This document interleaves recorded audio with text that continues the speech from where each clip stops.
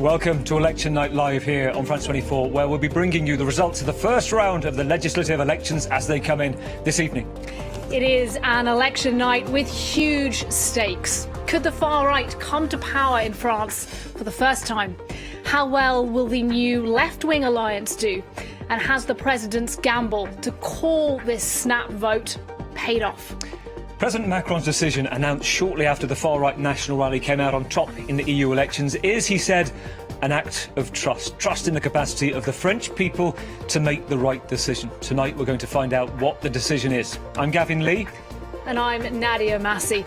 Well, we will have reporters for you this evening in the main party headquarters. Claire Pacquelin is at the Prime Minister's Renaissance Party in the centre of Paris. Luc Brown is in the constituency of Hénin-Beaumont, that is the seat of Marine Le Pen in Normandy, northern France. James Andre is in Place de la République with the new Popular Front this evening, and our reporter Antonia Kerrigan has been speaking to voters for us outside of a polling station in the 8th arrondissement of Paris. And tonight, with us in the studio, analysing the results, our French politics editor Mark Perelman. Mark, hyperbole or not, it is true to say these are elections like no other. Hyperbole is allowed indeed tonight. This is a historical election, a real midterm election for Emmanuel Macron. His mandate ends in 2027. He decided to call this election. No one was awaiting a new poll to be organized within weeks of his big loss at the European election, but here we are tonight. We know that the National Rally is the favorite for this election. We know there's a new leftist alliance, and we know that in the middle, hoping not to be sandwiched, is Emmanuel Macron's party. And we've got rapid reactions on the digital screen because Diptyque Laurent is going to look at the results, decipher the numbers as they come in, and we've already got some numbers coming in as we speak. Dipty. Yeah, we can give you one figure today. That is 65.5%. That is the estimated voter turnout of this first round of voting in these parliamentary elections. It's the highest in decades, possibly the highest in decades. It's also much higher than the first round of parliamentary elections 2 years ago. Diptyque Laurent for the moment, thank you very much indeed. Plenty more from Deep Tea to come this evening. Let me take a moment though to welcome our analysts here in the studio who've come in to join us. The political journalist Léa Chambossel is with us. Good evening. Good evening. Journalist, podcaster, delighted to have you on the programme. With me here as well, Pierre-Jérôme Hénin, a journalist as well and a former spokesperson back in the day for Nicolas Sarkozy, former president. Good evening to you. And next to him there, Damien Lecomte, a political science researcher at Sorbonne University. Delighted to have you with us as well. Well, let's go straight away for you on the programme to the headquarters of Renaissance. That is the party of President Emmanuel Macron and the Prime Minister Gabriel Attal. Our reporter Claire Pacquelin is there for us. Claire, good evening to you. Just set the scene for us where you are tonight, around half an hour before the polls close. Here at this headquarters, there are no supporters, there are no candidates. They are all staying in their constituencies. At the headquarters, we are simply expecting Gabriel Attal, the Prime Minister, to speak after those results come through. We understand that he's been with Emmanuel Macron at the Élysée Palace. We imagine discussing strategy as to what to do next. So I would say the atmosphere around me, it's just journalists. We're standing outside the building and we're waiting for Gabriel Attal to arrive, and we're waiting to be allowed to go in so that we can watch him make that speech after the results come in at around, well, in about half an hour's time. Let's go north. Let's go to Hénin-Beaumont. It's the seat of Marine Le Pen at the national rally. And, well, let's go to Luc Brown. Tell us the mood there tonight, Luc. What's going on?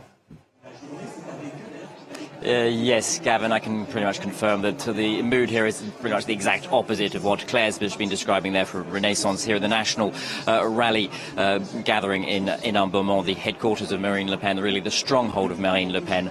There are already, I estimate a couple of hundred of her supporters are already here. They've been waving the tricolour flags. To give you an idea of perhaps the sense of anticipation, the expectation, they've already opened the champagne too. So that's been distributed to some of the people who have gathered here. That sense of anticipation is really to be about to what extent Marine Le Pen can impose her victory on the voters here, to what extent she will be able to succeed in the first round. Remember back in 2022, due to various electoral rules, she actually had to go through to the second round with the very strong turnout. With the polls already closed here in Hénin-Beaumont at 6 p.m. local time, the participation, the turnout is already at 59%. That's 18 points higher than back in 2022. So Marine Le Pen's team will, of course, be hoping that will allow her to be qualified for as an elected MP from the very first round.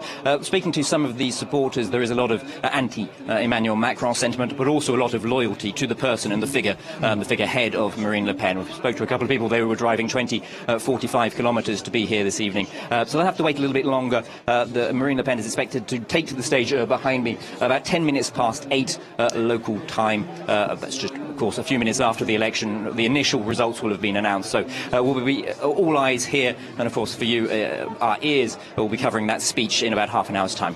Luke, looking at the people sat behind you, is it mostly the party faithful? Any big characters there? You mentioned Marine Le Pen talking shortly. Who's in the VIP seats?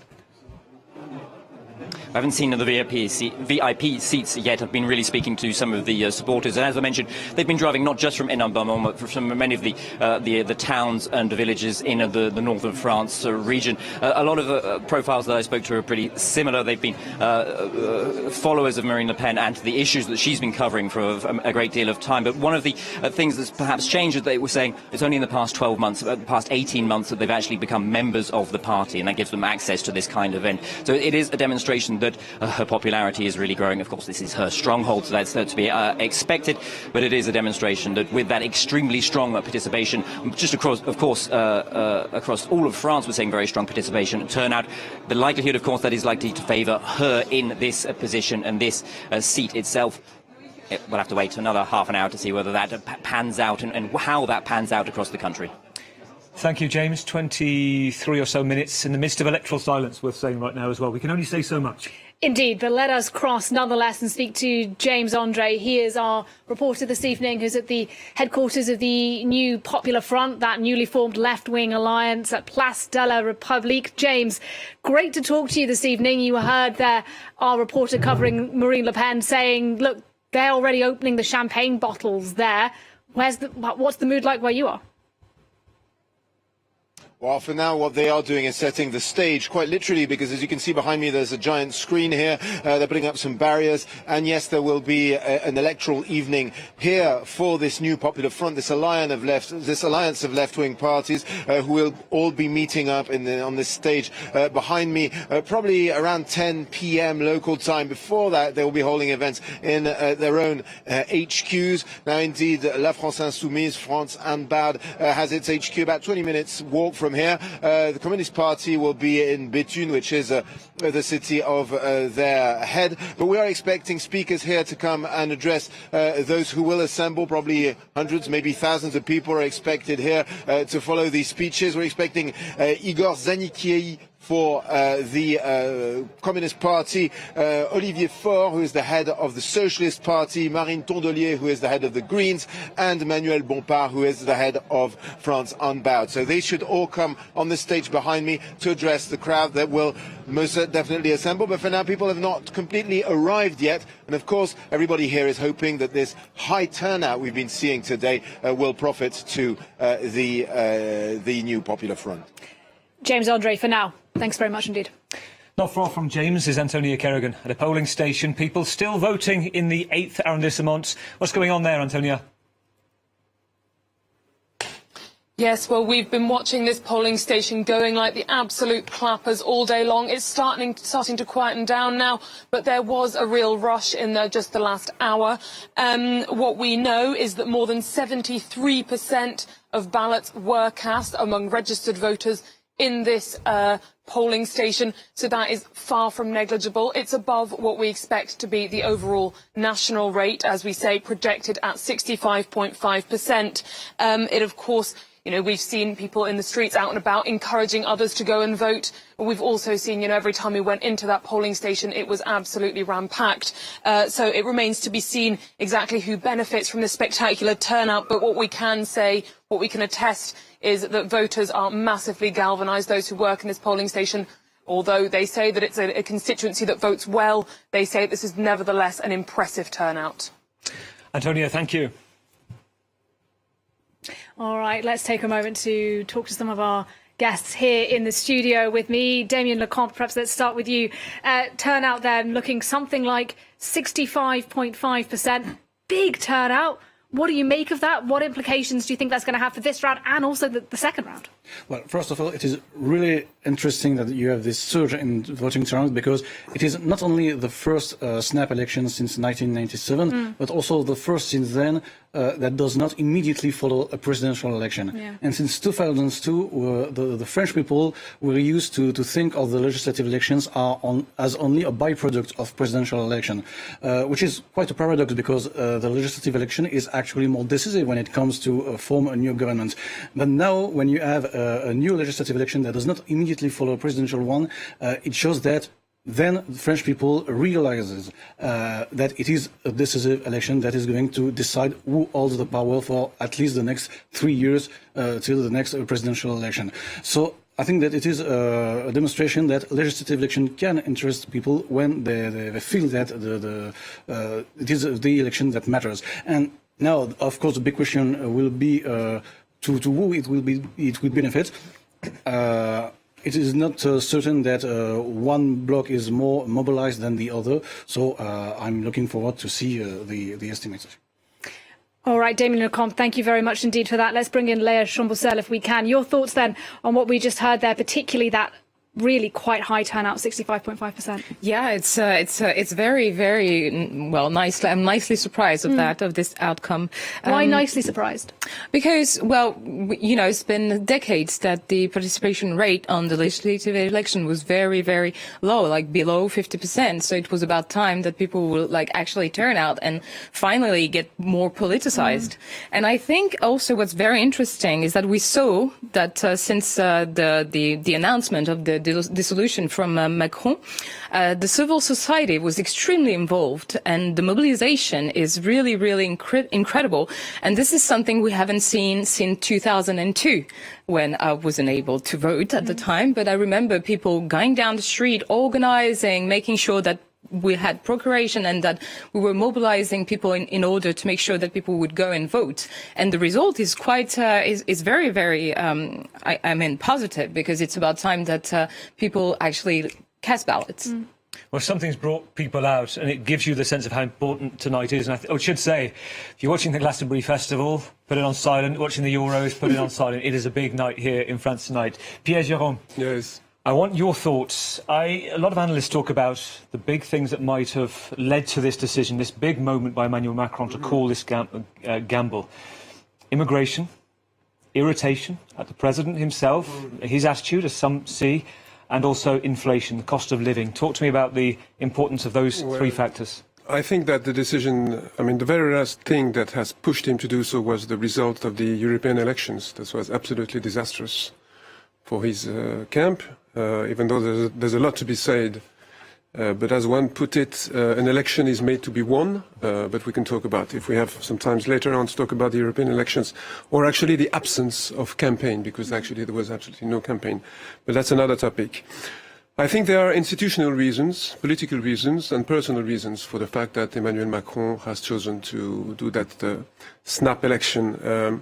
It was very difficult for him to conduct the country with the very shaky alliances in the National Assembly. And as you've all noticed the National Assembly had turned into a circus over the past weeks. And it was a real blow, to democracy. So I think it was one of the important reasons. He had no majority to pass his laws, and it was at each time extremely difficult for him to form alliances to do so. And then you have personal reasons. Very difficult to know how a man reacts to such a blow as were the European elections.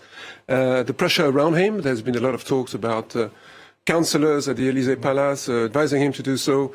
But it was not an overnight decision. It had been discussed according to them for the past weeks. So they took that decision. I don't know whether it will be the good one, but certainly, as you've put it, the turnout, which is extremely important, hasn't been so high since the late 1970s is a good sign for democracy, at least the debate. We will see what will come out of it, but at least for the debate and the sake of the democracy, it is very important. The number of proxies, over 2 million proxies. Who will benefit from it, we will also know it. But still, it's another very positive sign for the debate and the positive life of democracy in France. Now, the two main questions, who will benefit from it? How many three-way contests will we have as of Tuesday evening, because Tuesday evening is the deadline to declare yourself as a candidate for the second round. Pierre-Jérôme, that's a nice place to pick up because Diptyque Laurent has been looking at, effectively, the logistics and all of this and how to win a seat. That's right. Well, let's start with that, Gavin. How do you win a seat? So in general, a candidate needs over 50% in the first round or at least 12.5% of votes to advance to the second round.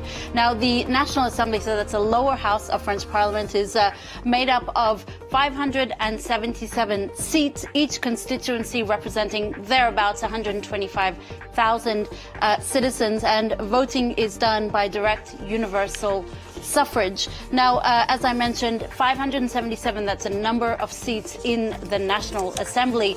The magic number is 289. That is what's needed for an absolute majority. If in the case of, as it was in 2022, there was no absolute majority, there was a relative majority, meaning that no party got 289 seats, but Emmanuel Macron's group got the most number of seats. There is a third option. It's extremely rare. It's never happened before. It's called a caretaker government, or in French, a technical government, if you like. In the absence of an absolute majority, the president could name a technical government, a caretaker government, made up of senior civil servants and experts who run the country until new parliamentary or presidential elections are held. The prime minister and the government would be completely depoliticized. They would just be there to make sure that the country keeps running until new elections are held, and no votes of no confidence would be allowed during that time so that they don't add chaos on top of chaos. It's a very unlikely situation, but it's not impossible either.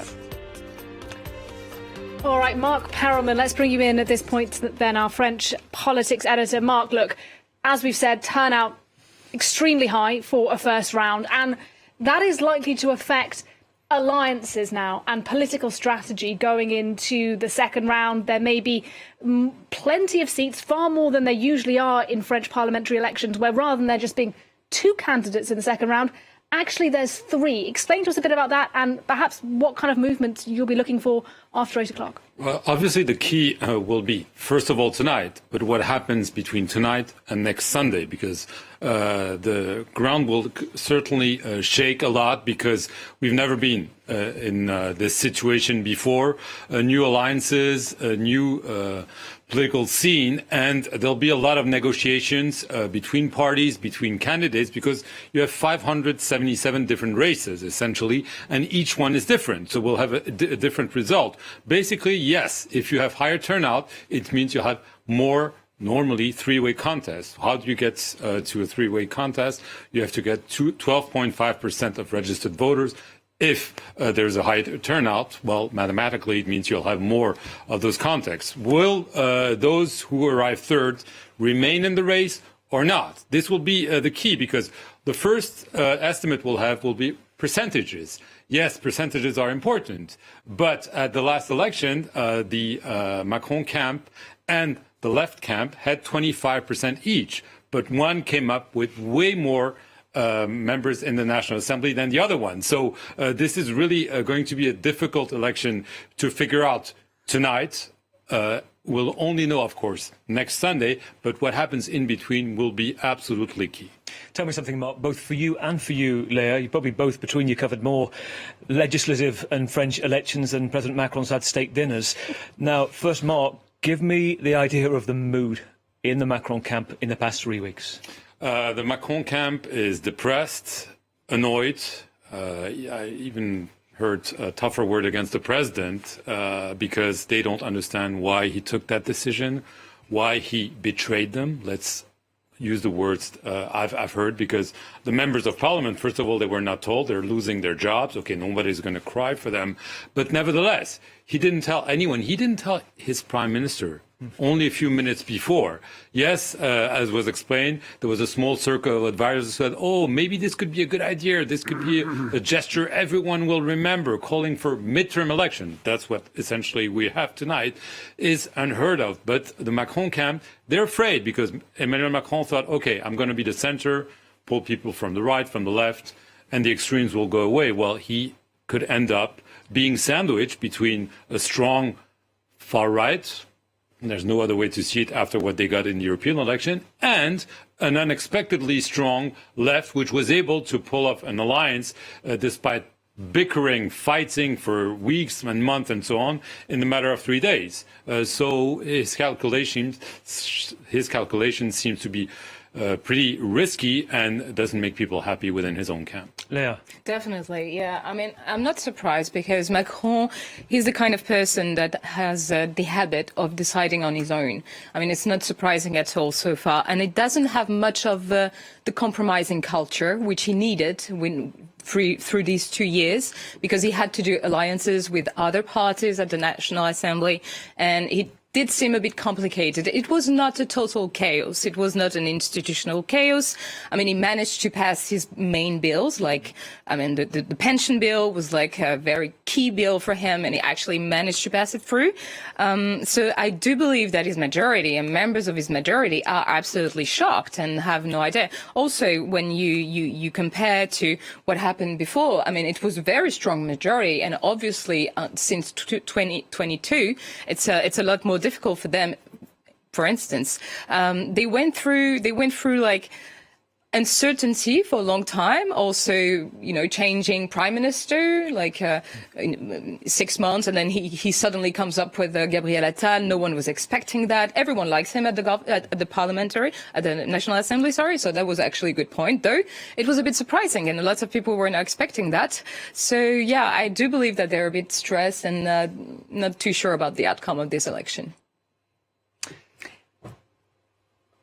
All right, I'm hearing we can cross back now to the constituency of Marine Le Pen, speak to Luc Brown, who's there for us. Luc, earlier they were popping open the champagne. It's about 8 minutes till the polls close. What's it like now? Yeah, it's a bit of a as you can see behind me, perhaps, so a lot of flag waving there going on. It's a bit of a pantomime here so far. Every time an image of some of either the Prime Minister or Emmanuel Macron, the President, or some of the François Hollande, the former French President, turns up on those screens, we get a lot of boos from the several hundred Rassemblement National Rally supporters that have turned up today. And of course, when Marine Le Pen turns up, she or Jordan Bardella are shown on the TV screens, then, well, of course, a great deal of cheering going on there. The stakes here for Marine Le Pen are, of course, whether she can transfer that national popularity into success here for the third time in a row. She's been elected twice here already. In 2017, 2022 as the MP for the 11th region polling district of the Pas-de-Calais here in the north of the country, in Hénin-Beaumont. Will she be able to be elected again? That seems pretty likely. The big crucial question is to what extent she can be elected in the first round and perhaps focus more of her efforts in the next 7 days on the national campaign, which of course is likely to be crucial too over the next week. Luc, thank you. Let's switch from Luc in Hénin-Beaumont in the north, go back to Paris, and let's cross to the Renaissance headquarters. Claire Paquelin's there. Claire, a short while ago you were talking about fairly empty room. Tell us about what we should read into that, and any big characters expected to be there?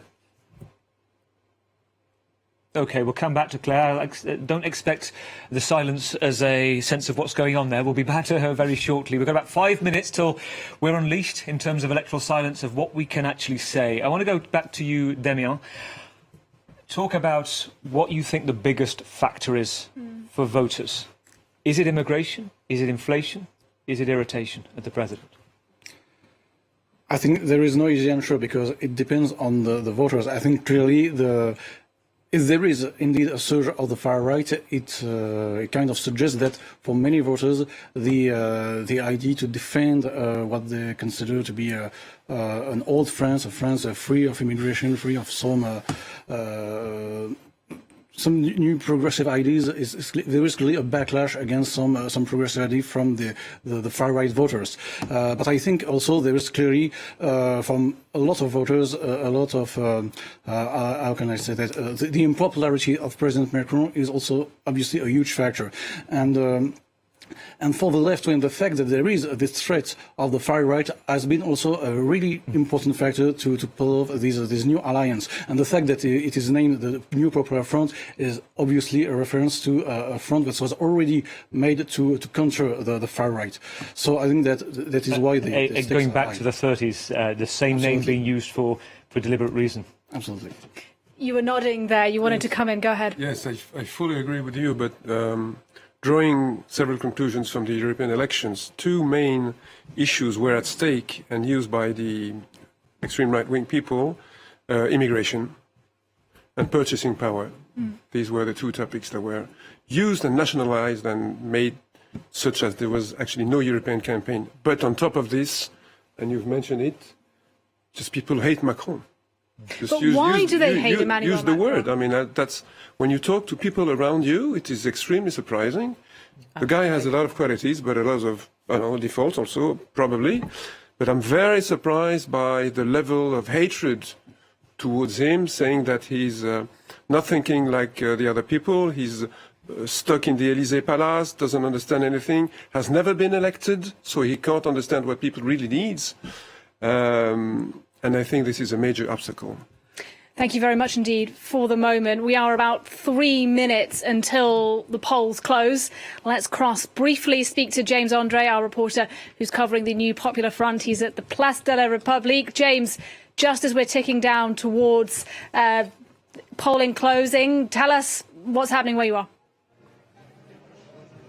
Well, people are starting to assemble, and indeed, this screen, everything is now ready to receive these four speakers from the four main parties who've created this coalition to the left of Emmanuel Macron that goes all the way to France on Bard. And indeed, we're expecting to see three of the party leaders and one representative for the Communist Party leader, who is not here but in his city of Béthune. And yes, they will be speaking here later on. Of course, there's been very high turnout here today, and people here are hoping that, of course, people have come out to vote for the New Popular Front. But yeah, a few, I'd say scores of people at this stage standing and watching.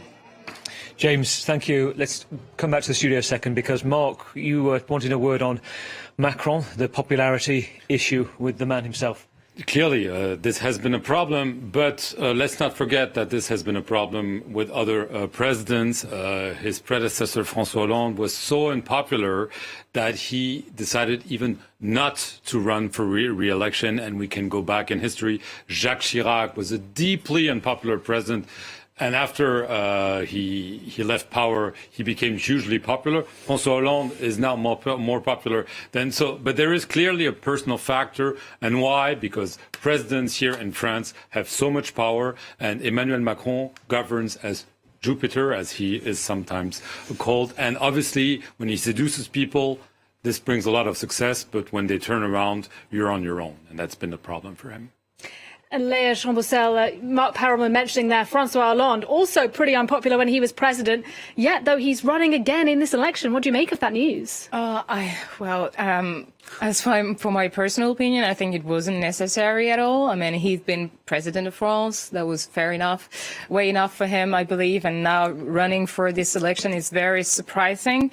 Also, it's the signal that lots of men, when they actually go into politics, they can't get rid of it. They can't stop. I mean, you can reach the highest position in the state and still you want to be in charge. You want to be in power. I mean, no one was asking for him to come back or anything else. And also, quoting Mark on like presidents are generally not very popular in France. I mean, Sarkozy lost the second election, which was very significant, you know. So it's true. But also Macron has this style that actually, I mean, in a situation in which people are really struggling. I mean, you mentioned inflation, there's wars everywhere.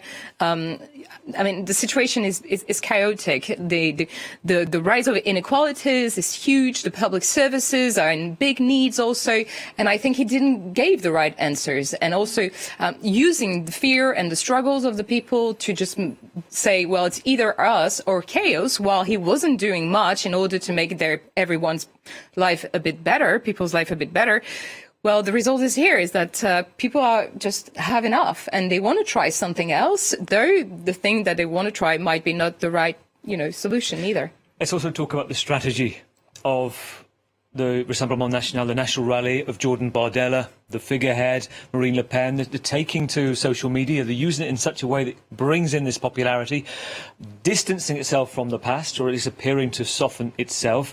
And also, you have Vincent Bolloré, a key figure at CNews, who's been involved with the party as well. There's about media landscape as well. And how definitely. Medias are very, very responsible for this situation right now. I mean, when you see the media cover of the last weeks of the campaign, it was horrible. I mean, we were just commenting on like who is speaking louder than anyone else, and no one were actually commenting the real proposals. And we didn't spend time of doing all the education around what's being a member of the parliament, what's voting, what does it mean for the future, and that was pretty bad. And I believe that medias in general do have a big responsibility on that too.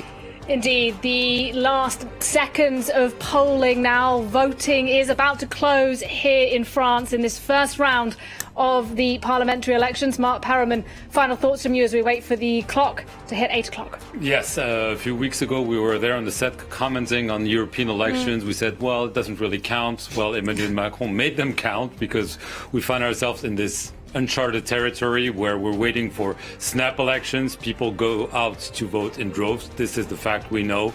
And obviously there could be a huge upset because for the first time the national rally could win those elections, eventually get a majority and a prime minister. We will see if Emmanuel Macron's gamble has paid off. In the next few seconds here, the early predicted results tonight.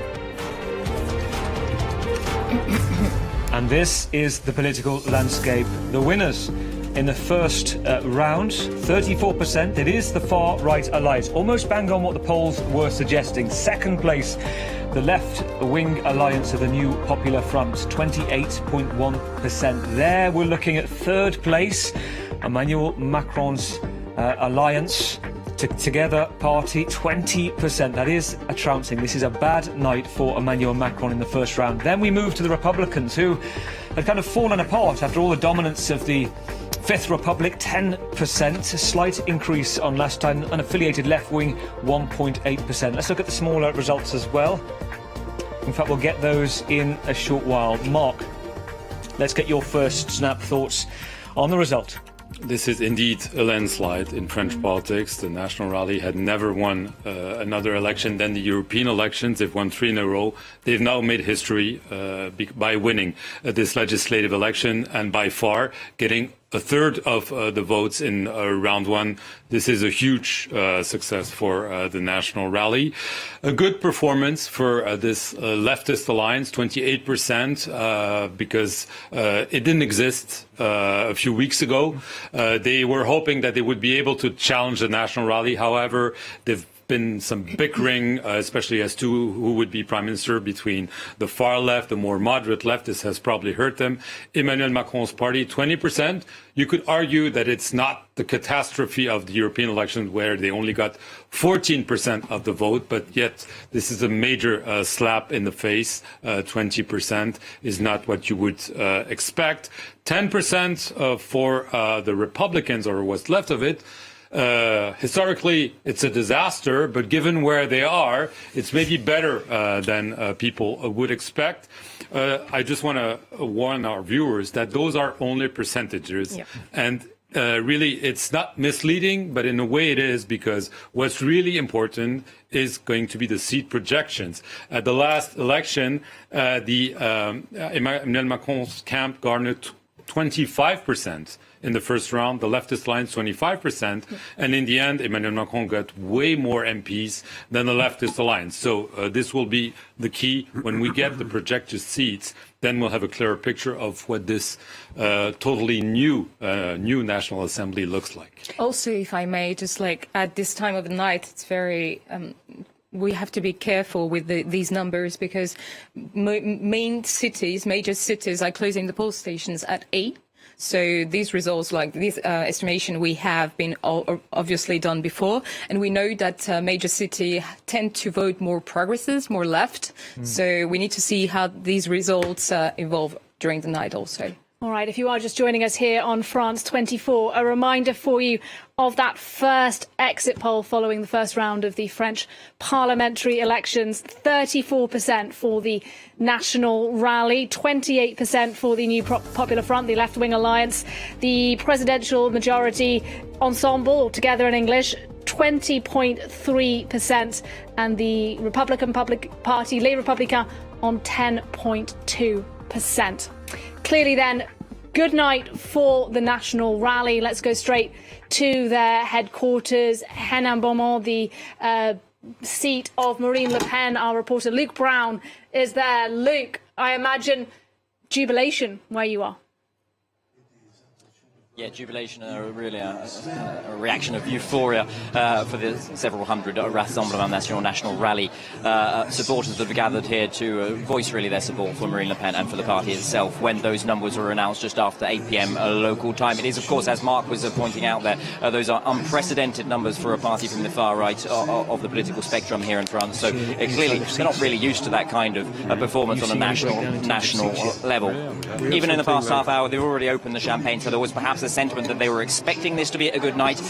We'll have to wait and see to what extent that pans out across the national level. But here in Hénin-Beaumont, we'll be waiting to see what exactly are the local numbers. We know that the turnout was extremely high here, as it was across the country. 59% here at 5 p.m. That is 18 points higher than in 2022. It is likely that will play out in favour of Marine Le Pen here in Hénin-Beaumont itself. She's been elected here 2 times in a row. This is likely to be elected here for the 3rd time.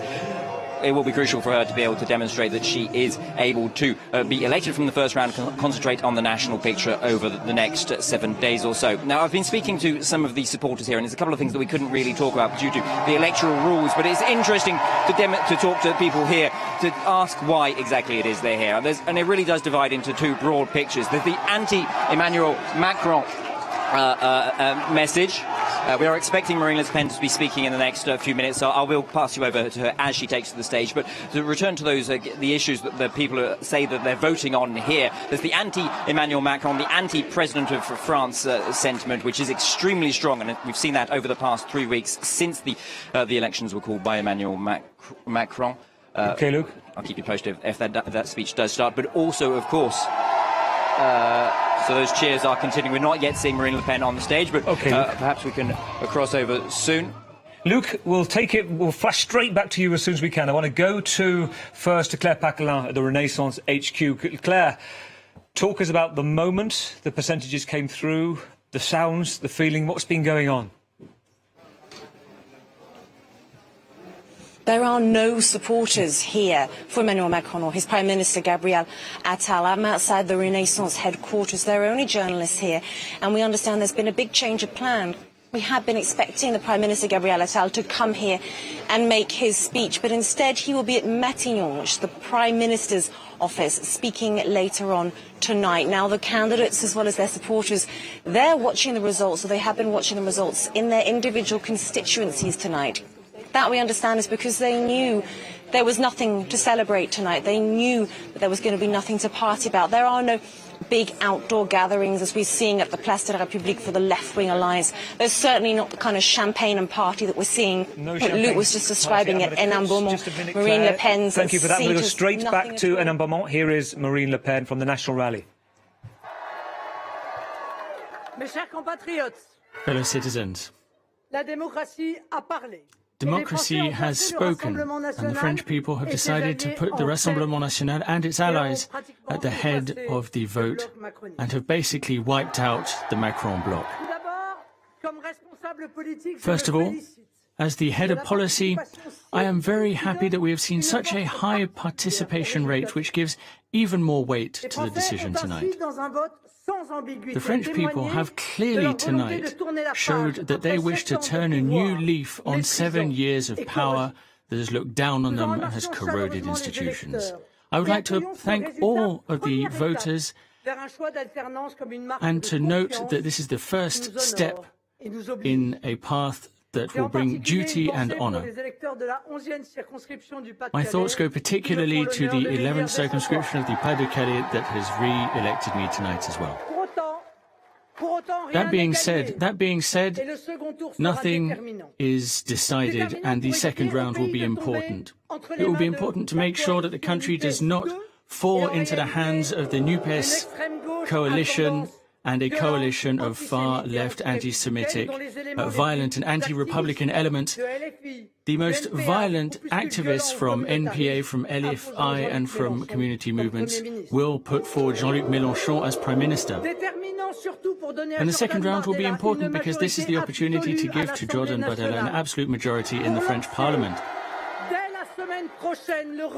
From next week onwards, he will be able to work to repair France and to re-establish unity. In a democracy, it makes sense, it is healthy that political parties rotate. To guarantee these changes and to undertake the reforms that are required, we need an absolute majority so that Jordan Bardella in 8 days will be appointed Prime Minister by Emmanuel Macron.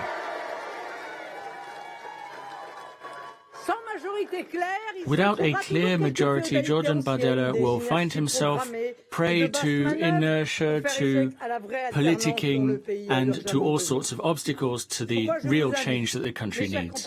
That is why, my fellow citizens, I am calling on you to renew your decision expressed tonight. If you chose a different party this evening, I would like to call on you to join us on Sunday. Join the Coalition for Safety, for Freedom, and for liberty by voting for candidates for the Rassemblement National.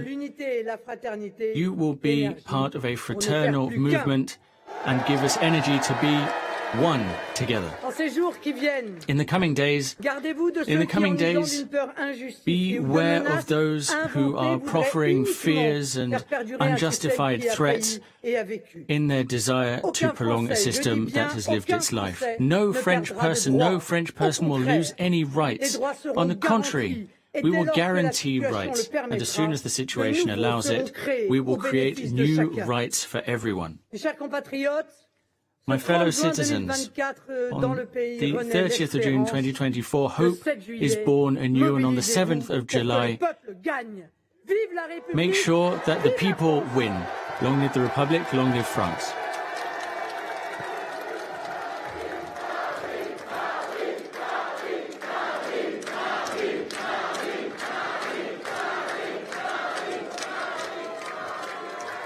Marine Le Pen speaking. Interesting that she was saying in the speech, where we're also seeing here with the wires coming in, news agencies, Agence France-Presse, the French press agency, saying that it appears from the first round that Marine Le Pen, the percentages in terms of seats, would have a majority in Parliament. That also added to that this alliance that she's had from the Republicans, Eric Ciotti, and the way they've worked those seats. She said, I want to bring in Ana Navarro Pedro here, who's just come with us. Great to see you this evening. Great to be here. Seasoned Portuguese journalist based here in Paris. We just heard Marine Le Pen say, beware those who are proffering fears. That's going to be their campaign going forward into this week.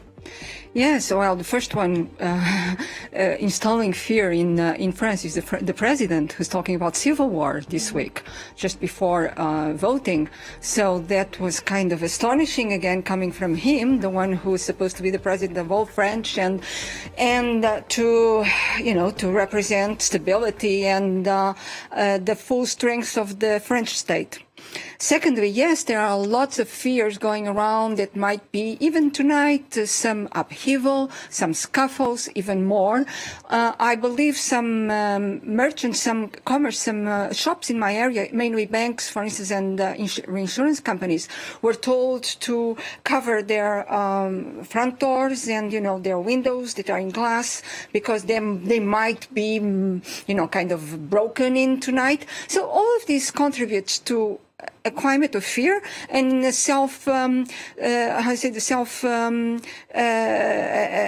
prophecy that will come true, just because of all the way of stirring all these fears up. So you talk about this moment where just a few days ago, President Macron was talking on a podcast, talking about this worry of a Civil war is the word. It is his worry, mainly. In fact, we'll talk about that in a moment. I want to first go to the left-wing alliance, who've had a good night tonight. Jean-Luc Mélenchon, the leader of France Unbowed, on the far left, about to speak. Mesdames, Messieurs, ladies and gentlemen, bien chers concitoyens, fellow citizens, après 7 ans de maltraitance sociale, after 7 years of being mistreated socially, 7 years of no attention being given to the environment, under the erratic authority and downward-looking authority of the President of the Republic, the country all of a sudden was called upon to vote through the dissolution of the Assemblée Nationale. President Macron believed that he would once again be able to subvert public opinion through a devastating choice that no one wanted to make between him or the Rassemblement National. We've seen a huge turnout, and that has undone the trap that he laid for us. This vote has inflicted an unequivocal defeat on the supporters of the President and the presidential majority.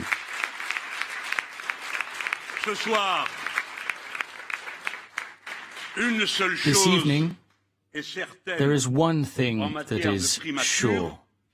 Mr. Attal will no longer be Prime Minister going forward. Creating the new Front Populaire just 3 weeks ago, in just 24 hours, with shared candidacies from the very first round of voting, with a shared programme, and today, the huge uptick in participation have overcome the trap laid for us. It's important to underline the considerable progress that has been made in getting people back to voting. And this is in large part due to the widespread actions of young people and the poorest areas.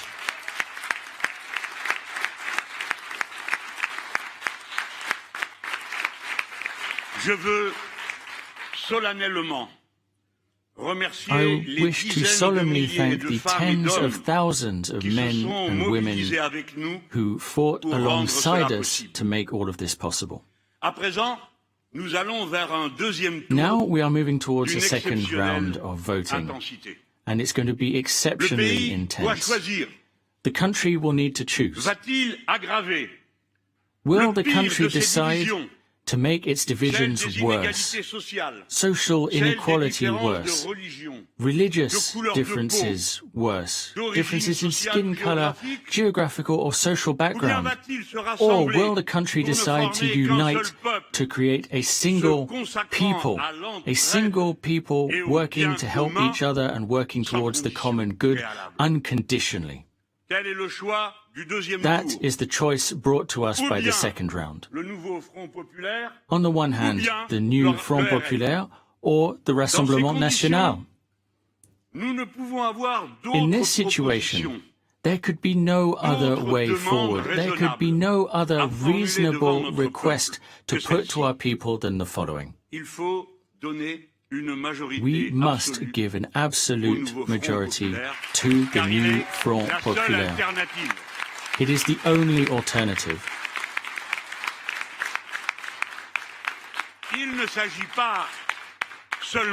This is not just about voting against anyone, or even uniting against a force. This is about voting for a different future that is respectful of every human being and of every being as a whole. That is possible. And for the second round of voting, the new Front Populaire is here, dueling, in most cases, the opponent. Most cases, that is the Rassemblement National. So, it is possible to vote directly to give us an absolute majority. In some other cases, there are potentially 3-horse races. In line with our principles and consistent with our position in all previous elections, there is no situation in which we will allow the Rassemblement National to win. That is why, if the Rassemblement National is first and we are third, we will be pulling back our candidates.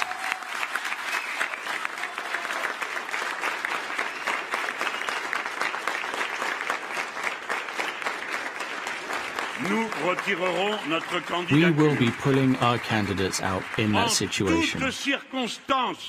In any case, no matter what, where it may be, and no matter the situation, our situation is clear. Not a single vote, not a single parliamentary seat for the Rassemblement National. Notre consigne est simple, notre consigne est claire. Our line is clear. All of your energy should go to make sure that the new Front Populaire can lead to popular union within all of France. We have a long week ahead of us. Everyone is going to have a decision to make. And that decision will have long-lasting consequences for the future of the country and our destiny as a group. We call on each and every individual to remain level-headed and to stay firm in their beliefs. Everyone must make a choice. Everyone must commit, and everyone must win over people around them. France is at stake. The Republic is at stake. The idea that we have of shared living is at stake. The polls, as usual, will change. And they will change in our favor throughout the evening. Then the forecasts for parliamentary seats, therefore, have no value other than to be used as leverage. In actual fact, the future is not written until it has happened. Always, as in our private lives, our shared lives rely on making decisions, on committing. Alongside the new Front Populaire, we have a new vision of France, which can emerge. A country made up of unity, respect for one another, and for living beings everywhere at all times, starting now. To each and every one of you, on behalf of my friends, and with a thought going out to every person that has been fighting this battle of the first round of voting, I tell you, knowing that the future is still open and in our hands, I wish to say firmly and solemnly, long live France, long live the sovereign people, long live the Republic.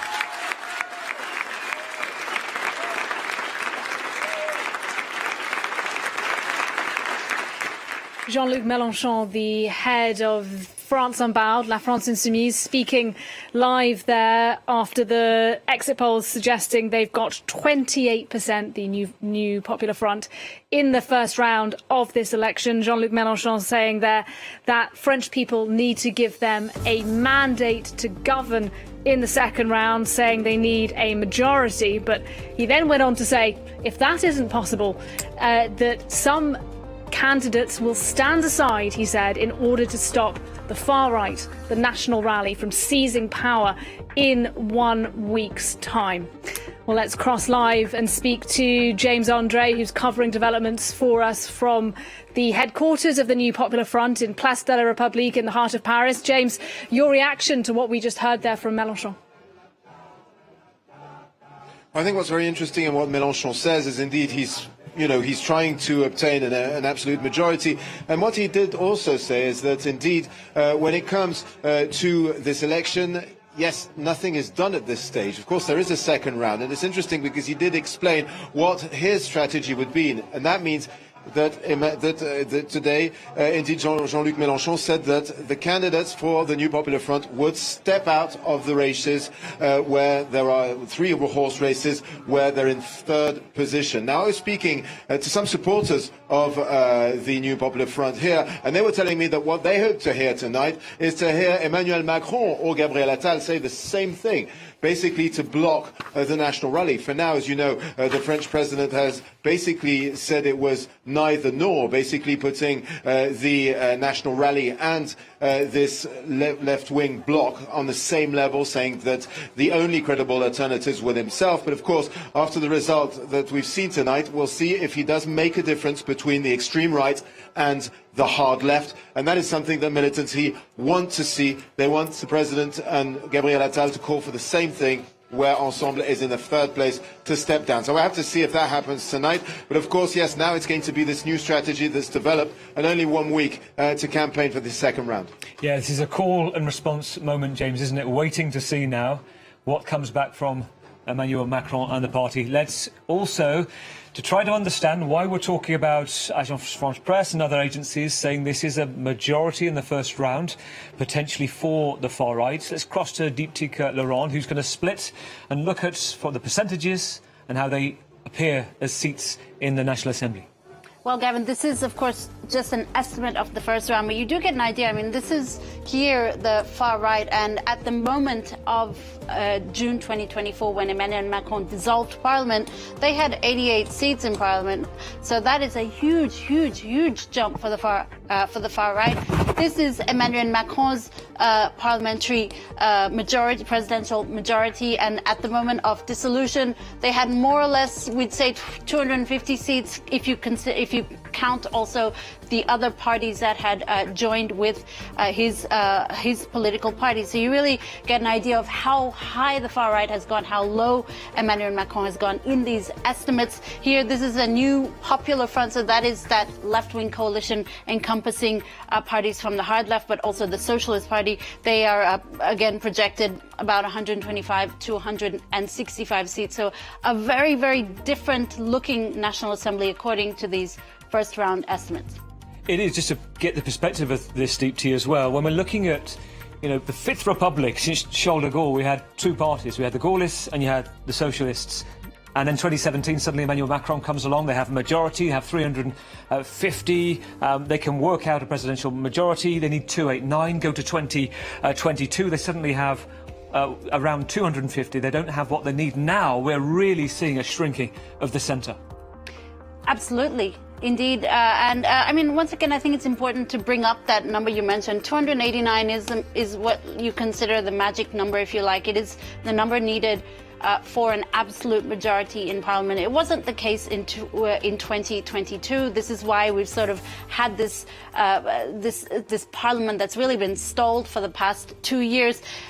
According to the estimates, once again, it's very hard to predict. There is a 2nd round, and many of those races will be 3-horse races. But in any case, it doesn't look like, at least according to these estimates, that any party would get that absolute majority either, which means that the French Parliament would once again sort of be stuck in this relative majority, and what consequences that has, irrespective of who becomes Prime Minister, I think is really a big question going forward, how this will affect the next 3 years until presidential elections. Deeptika Laurent for the moment. Thank you very much indeed. Well, according to those seat projections, we know, of course, that could move a lot. But based on those numbers we have for the moment, the presidential alliance there could get between 70 and 100 seats in the Parliament. Let's cross now and speak to Claire Pacquelin, who's at the headquarters of the Ensemble, of the Renaissance Party, that have not done well at all tonight. Claire, look, good to speak to you. We heard Jean-Luc Mélenchon, the far left leader, earlier saying that some left-wing candidates would stand aside in the 2nd round to avoid the far right coming into power. We haven't heard yet from Gabriel Attal, the Prime Minister. Are we expecting him to speak? And are we expecting him to speak to that crucial question as to whether or not there are some people from his centrist alliance who won't be contesting this 2nd round? That is the crucial question. Gabriel Attal, we understand, will be speaking later tonight, not from where I am, which is the Renaissance Party headquarters, but actually at Matignon, which is the Prime Minister's office. And of course, everyone is waiting to hear what he will say about those constituencies where there are 3 candidates in the race, but the third candidate is a candidate from the Renaissance Party or from the Ensemble, the Together alliance of Renaissance and other friendly parties. Will that third candidate, if they're in third place, will they step aside and throw their support behind the left-wing alliance, the New Popular Front, in order to prevent the far-right candidate from winning that constituency? That's what we're all waiting to hear. We know the Prime Minister, Gabriel Attal, has been speaking to Emmanuel Macron at the Élysée Palace this evening, discussing strategy. So we're all waiting to hear exactly what he's going to say. Claire Paglan, thank you. Pierre-Jérôme Hanin, of the think tank The Progressive Company, former advisor to Nicolas Sarkozy, former advisor to Michel Barnier as well, for Les Républicains, the Brexit European Commissioner. I want your take here, because if we look at what could be potentially in the second round, a presidential majority with the National Rally, plus Eric Ciotti's the leader who's kind of splintered away from Les Républicains. Can you see a scenario on the right where others would splinter off towards National Rally? It might happen. Never forget that we have 577 constituencies and then 577 contests, local contests. So you can have national instructions for the 3-way contest in the second round, even 4-way, sometimes it happens. It's very rare, but sometimes it happens. But it will be decided locally. Just one thing, I just wanted to come back because I was very struck by Jean-Luc, I don't know whether you've noticed it or not, Jean-Luc Mélenchon's performance. He spoke like a prime minister. Yes. No shouting. He was very quiet, even a step higher than prime minister. I was very surprised by that. The second thing, Macron was hurt, badly hurt. He buried him. He buried him because he took his place as the main opponent to the extreme right. And this is in terms of optics, timing, who speaks first, who speaks next. And it was Macron bet to be the only one able to have a face-to-face with Marine Le Pen or Jordan Bardella, the last wall before the extreme right. And tonight, Jean-Luc Mélenchon has changed totally the deal, and I think this is very interesting. Pierre-Jérôme, I want to go now to Jordan Bardella, who's speaking, the president of the National Rally.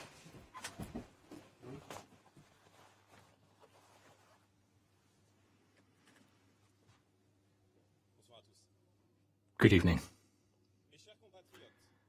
Fellow citizens, in the capital, in the mainland, and on our foreign overseas territories. Today, on the first round of voting, the French people answered the call of the vote with the highest level of voting participation in the last 40 years. Today, the French people took responsibility. They honored our democracy, and I would like to thank them for that. Once again, 3 weeks after the European elections, which led to the calling of these snap legislative elections, the response is unequivocal and the message is clear, calling for change. By voting for the candidates put forward by the Rassemblement National and by allowing them to move in large majority to the second round of voting in most races, this is a message of support, and I would like to thank them, and I would like to call on people to remain active in this final home stretch until Sunday. The vote on this Sunday will be one of the most important votes of the entire history of the Fifth Republic. Clearly, in looking at the results, the presidential majority has been abandoned by voters and is no longer able to win. And the high levels of voting for the far left is a cause for concern. The choice is now clear, and there are 2 paths forward for France. An alliance of the worst, a new Front Populaire united behind Jean-Luc Mélenchon that would lead the country to chaos, insurrection, and the ruin of our economy. The other path leads to national unity that I would be leading with Marine Le Pen, Eric Ciotti, and our allies. This is a never-before-seen alliance driven by the needs of the nation and is the final patriotic rampart that can lead to France winning, protecting our institutions, bringing back security, tax, peace and the value of work. The far left is dangerous and has chosen to put forward candidates that are sometimes under police scrutiny and otherwise only out for their communities. They want to open up the floodgates of immigration, they want to stop fighting against squalor, and they want to stop fighting against Islamic separatists. They have no moral limit. They insult our institutions and they insult those who think differently. Mr. Mélenchon and his friends are a grave source of danger, an existential danger for our country. Therefore, this evening, I would like to call on all French people, everyone who believes in liberty, who believes in getting France back on the right track, to follow me and to make sure that our party wins in the face of those who wish to break us apart and to undermine our values. Next Sunday, if we are given an absolute majority in the Assemblée Nationale, I will be a Prime Minister for all of the French people. I will lend everyone my ear and I will be respectful of different opinions, dialogue, and at all times I will fight for the unity of the nation. I wish to be a Prime Minister of daily life. My priorities will be protecting purchasing power, re-establishing order and security everywhere within our borders and, of course, taking control of our immigration. I intend to be a Prime Minister that will be respectful of the Constitution and the function of President of the Republic despite cohabitation, but I will tirelessly fight for the French people and France. We are now 7 days away from an historic choice, and I hope that this campaign can be done calmly, honestly, respectfully of our institutions and of the rules of our democracy. To all the French people, I wish to tell you that I will always be a warden of your rights, of your liberty, and of our republican values that bring us all together under a single promise: liberty, equality, fraternity. The time is now to put at the head of our country leaders who understand you, who respect you, and who love you as much as they love France. Next Sunday, victory is possible, and change is within our grasp. France and the Republic must win out. Let us be united, let us be together, let us be active for change. Long live France and long live the Republic.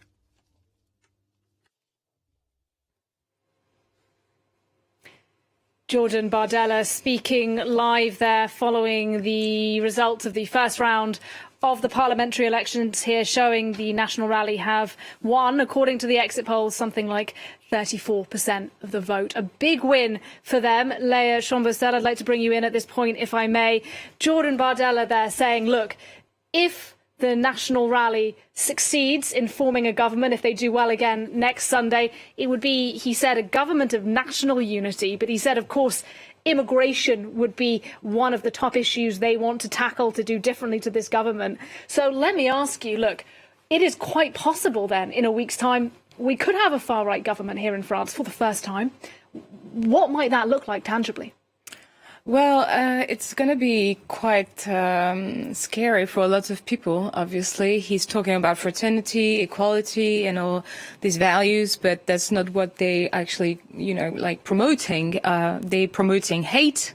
They're promoting division into the population and the society. So it will be quite scary and also frightening for lots of people that are already frightened, like the binationals that, he's been going at recently. A lot of people are scared about the outcomes of the possibility of having a far-right government.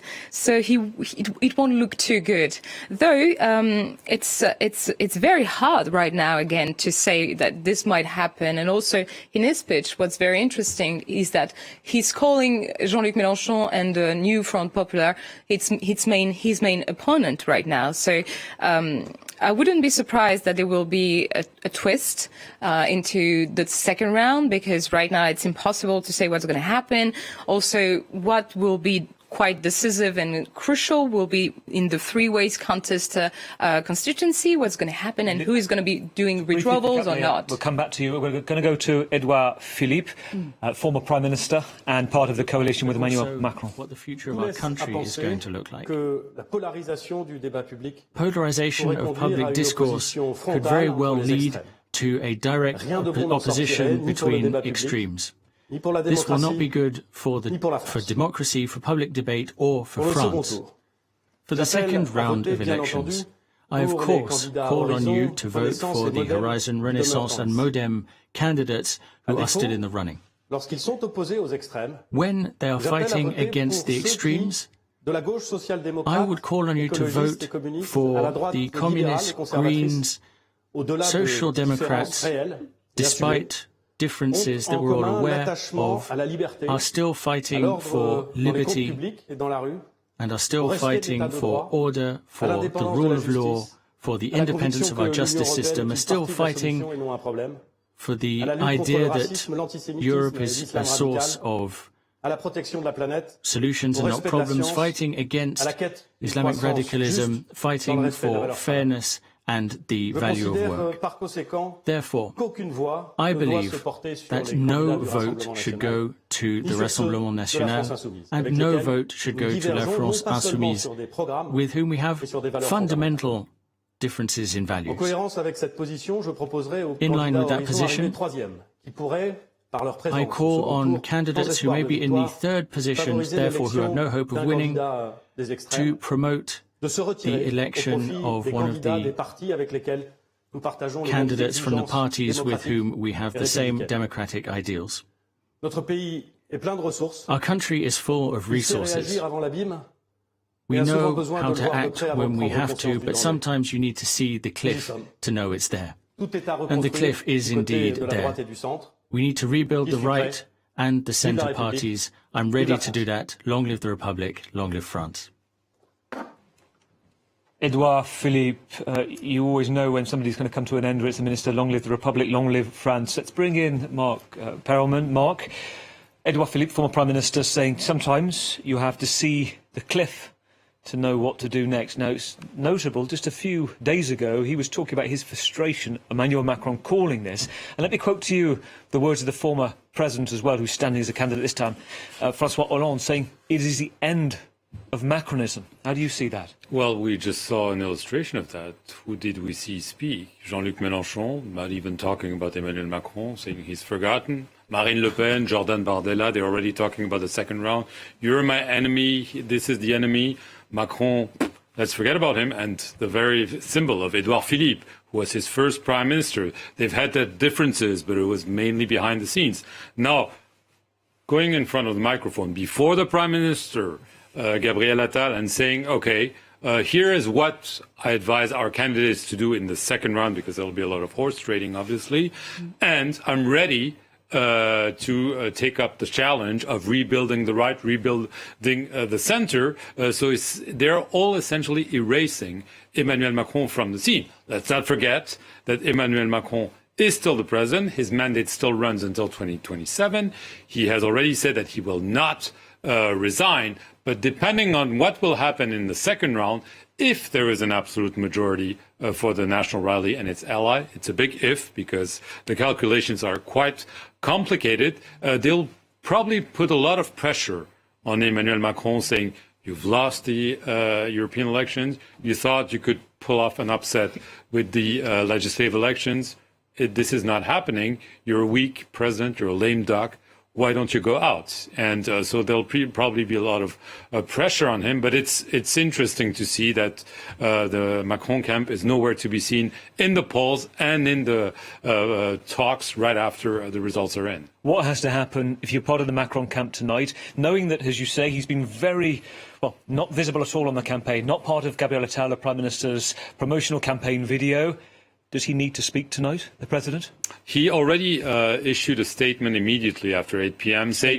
Yeah, this means he's probably not going to speak. It was very unusual for him to speak at the European elections. We now know why, because he called those elections. But he already said we need to form a broad alliance against the far right. Those are the words that he spoke. If it's quoted from a meeting between the head of the majority, or that is now becoming a minority, obviously, we still have to figure out. But obviously, we have to really, really take the seat projections with a grain of salt, a big grain of salt, because yes, they show a relative or even an absolute majority for the national rally. But you heard Jean-Luc Mélenchon saying those seat projections, you shouldn't really take them into consideration.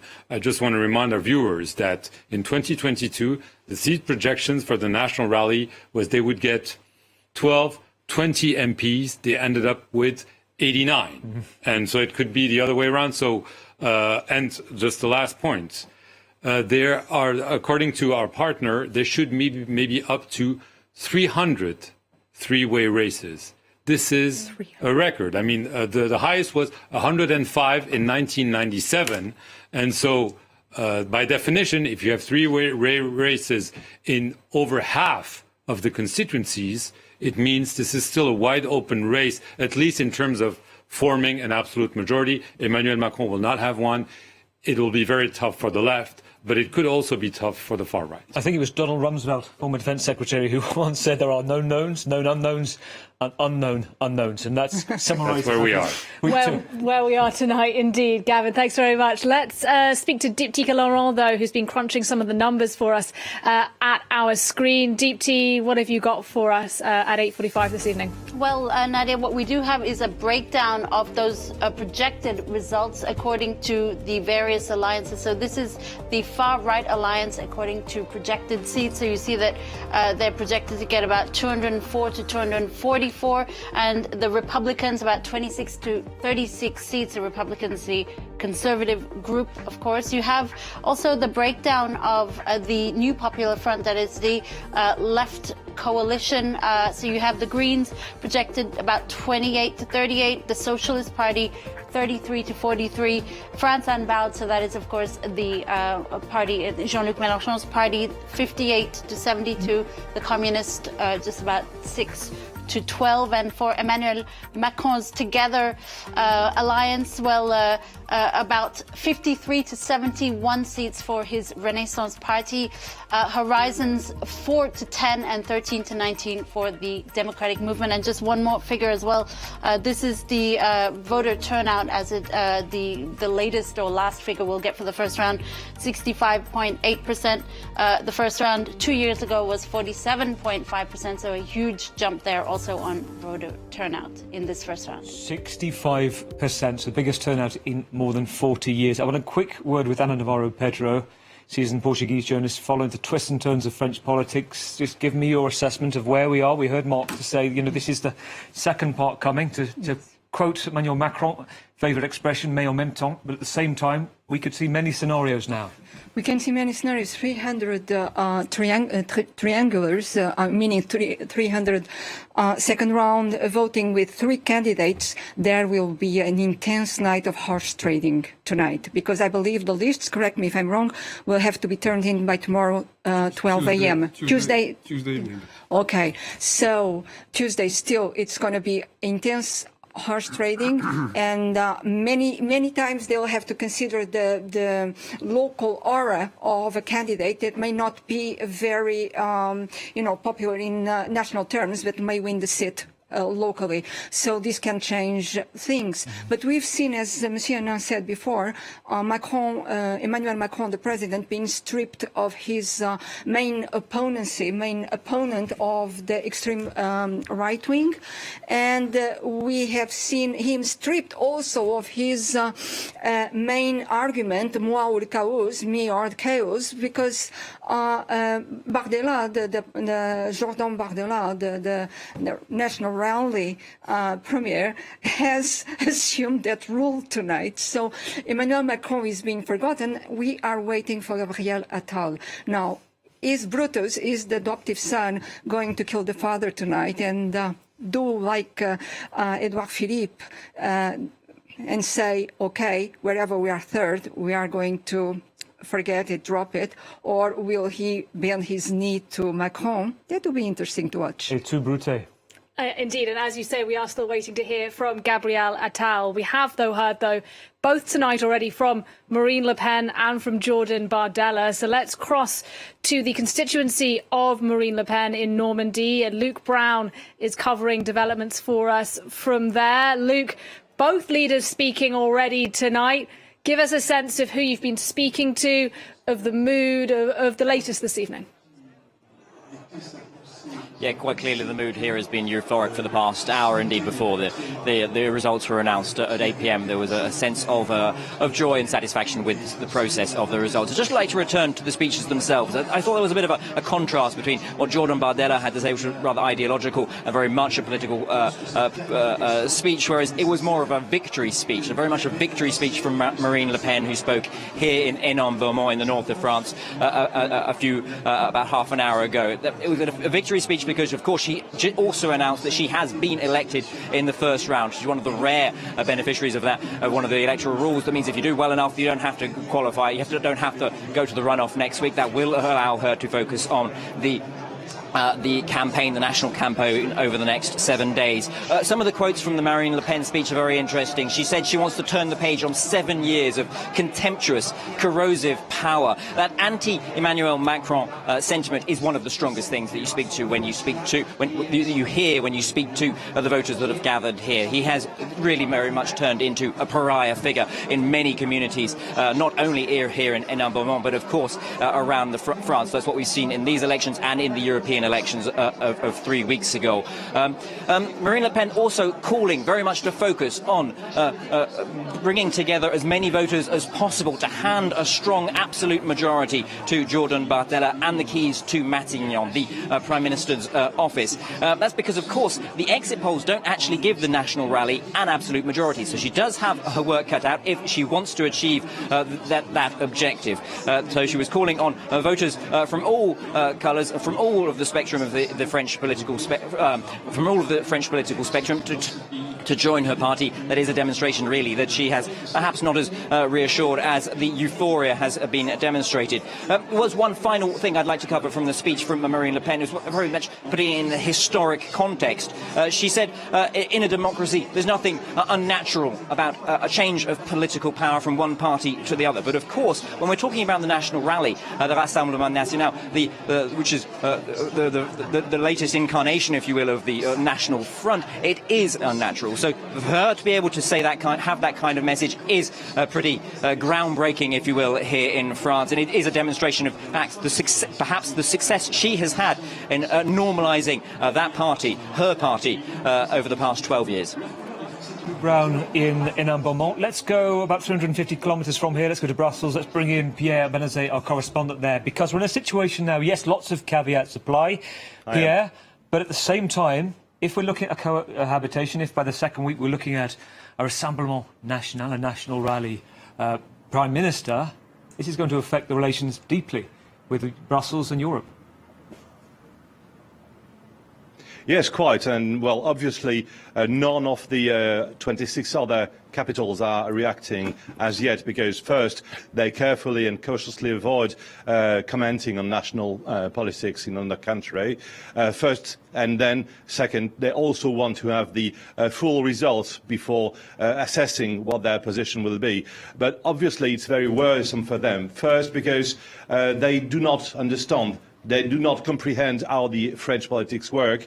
They know that there could be another cohabitation. The fact that Emmanuel Macron would come with the Prime Minister is now not possible anymore because the treaties have changed. It's not going to be the same situation as when you had Jacques Chirac and Lionel Jospin sitting together in Brussels. But still, if the National Rally manages to get the Prime Minister in Matignon, they will send ministers to the different formations of the European Council, the Council of the European Union, the Council of the European Union. Jordan Bardella would not be at the European Council, but still they would manage to influence quite heavily the European politics. And also the other thing is, everyone in Brussels knows that the French-German motto still is very needed to make European legislation advance. And since the European elections have weakened the German coalition, and since the dissolution of the Assemblée nationale has also is to weaken Emmanuel Macron, it's going to be very difficult for Europe to have a motor, an engine which still can manage to lead Europe with two very much weakened governments which cannot work with others in Europe. Here's the thing, Pierre. We've just let the dust settle after the European elections. We're in a scenario where the Renew coalition, which Emmanuel Macron is part of, didn't come third, they came fourth, behind the hard right in third. Giorgia Meloni's party leading that. In Italy, if we look at the situation, they have to appoint a commissioner, a big position for France. They had Thierry Breton previously, big heavyweight. What happens when you have two leaders, a president, prime minister, and how on earth France chooses who to appoint a commissioner to Brussels? Well, that's still a great question mark here. Everyone seems to understand from the Élysée that there is what the French call the reserve domain, the domaine réservé, which means that, in theory, the French president still leads one thing mainly, that is the foreign policy. And it also means that he still has the upper hand in order to nominate the next European Commissioner. The choice seems to be set on the incumbent, Thierry Breton, outgoing now, but it seems that he still has the favours of the Élysée Palace. And as it stands, everyone here seems to think that Emmanuel Macron is going to make a decision even after the second day of the general election in France, in order to assert his power, in order to demonstrate that he still has the upper hand in these domains. Still, there is nothing in the French constitution which says who is able to nominate the European Commissioner. It was far easier 20 years ago, where there were two commissioners, one from one side and the other from another one. And now still the Élysée still thinks that he has the power to do so. It is a great mystery for the others, and they are very, they're quite curious to see how the developments in France will be for them. Pierre Benazet, going back to Rumsfeld's comments, the old US Defence Secretary, many unknowns that we're waiting for. I want to go live now to the Place de la République. There's some images of protesters this evening starting to make their way in the centre of France, the iconic meeting point for many demonstrations, particularly demonstrations that we've seen in the weeks gone by against the far right. And we can see the Palestinian flag being waved as well, the France Insoumise, France Unbowed, many of those supporting the Palestinians in their campaign. And this is not, as well, these are live pictures we're getting in as protesters are making their way into the city. So we're seeing reaction on the street to the results. When we talk about this, Pierre, let me bring you back in. What are you making of what we're seeing? Predictable? Just one quick thing before answering you and bouncing back on what Pierre Benazet was very interesting just said. Let's never forget that we're talking from an EU founding member, France, belonging to the NATO, and Marine Le Pen said that she wanted to pull out of the military command of the NATO, so which is a very, very heavy decision. Third thing, country sitting at the United Nations Security Council. And we need to keep that in mind because for the very first time, if there is a cohabitation, there will be wide differences regarding these foreign affairs matters between the President of the Republic and the Prime Minister. And we are talking about very serious things. Very last things, let's observe very precisely what will be the market's reaction tomorrow morning. I'll be very curious to see that. If I can, though, let's just pick up, Pierre-Jérôme, on what Gavin was asking you there about the mood here in France tonight. I mean, it feels febrile, doesn't it? People are already turning out into the streets. What do you think the next week's going to look like? We love to chop off several heads, and we've done that over the past hundreds of years. So, yes, people are happy for that. I don't know. I'm quoting Jean-Luc Bourlange, who was MEP and who was heading the Foreign Affairs Commission at the National Assembly until very recently. He said, I'm quoting him, what is better for the future of the country or running the country, to have an absence of majority at the National Assembly, or a clear majority for someone but for someone. What is the better for the future of the National Assembly, the legislative process, the democratic thing, and the country? I don't know. It's an interesting French phrase, entre le loup et le chien, between the wolf and the dog. Now, interesting, this morning, Leah, we heard from the foreign editor of the Financial Times, who said the National Rally has been like a wolf howling at the door for 50 years that's got louder. And his point was that they've turned themselves almost into a dog by appearance, or in reality, shedding the image of Marine Le Pen's father and making themselves towards the centre. Was this an inevitability, just with or without Macron? Well, they're not the only one responsible for that. I mean, it's really started with Mitterrand, that was actually wanted to have a division into what was before the Républicains, la droite, l'UMP, etc.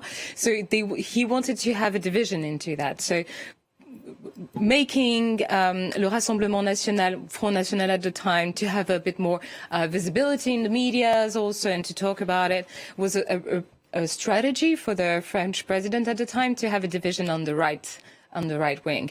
And then the popularity came also throughout the media. So you talked about Bolloré earlier, which is very, very important, because this is Vincent Bolloré. Tell us about him and his influence. Well, his influence into media is billionaire. huge. Billionaire.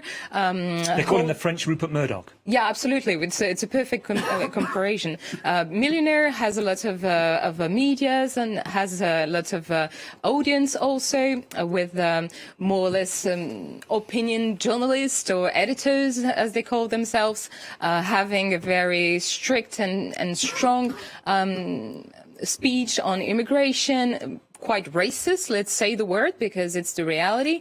And this had a big influence. So the medias, but also several political parties, considering that for a long time the far right wasn't acceptable, they actually paved the path, for them. And also, when it comes to ideology and the reality of the bills that were voted recently, Emmanuel Macron has a huge responsibility, because as not too long ago, in 2023, in February 2023, actually a bill was passed with national preference, that was actually promoted by the government. And this is one of the key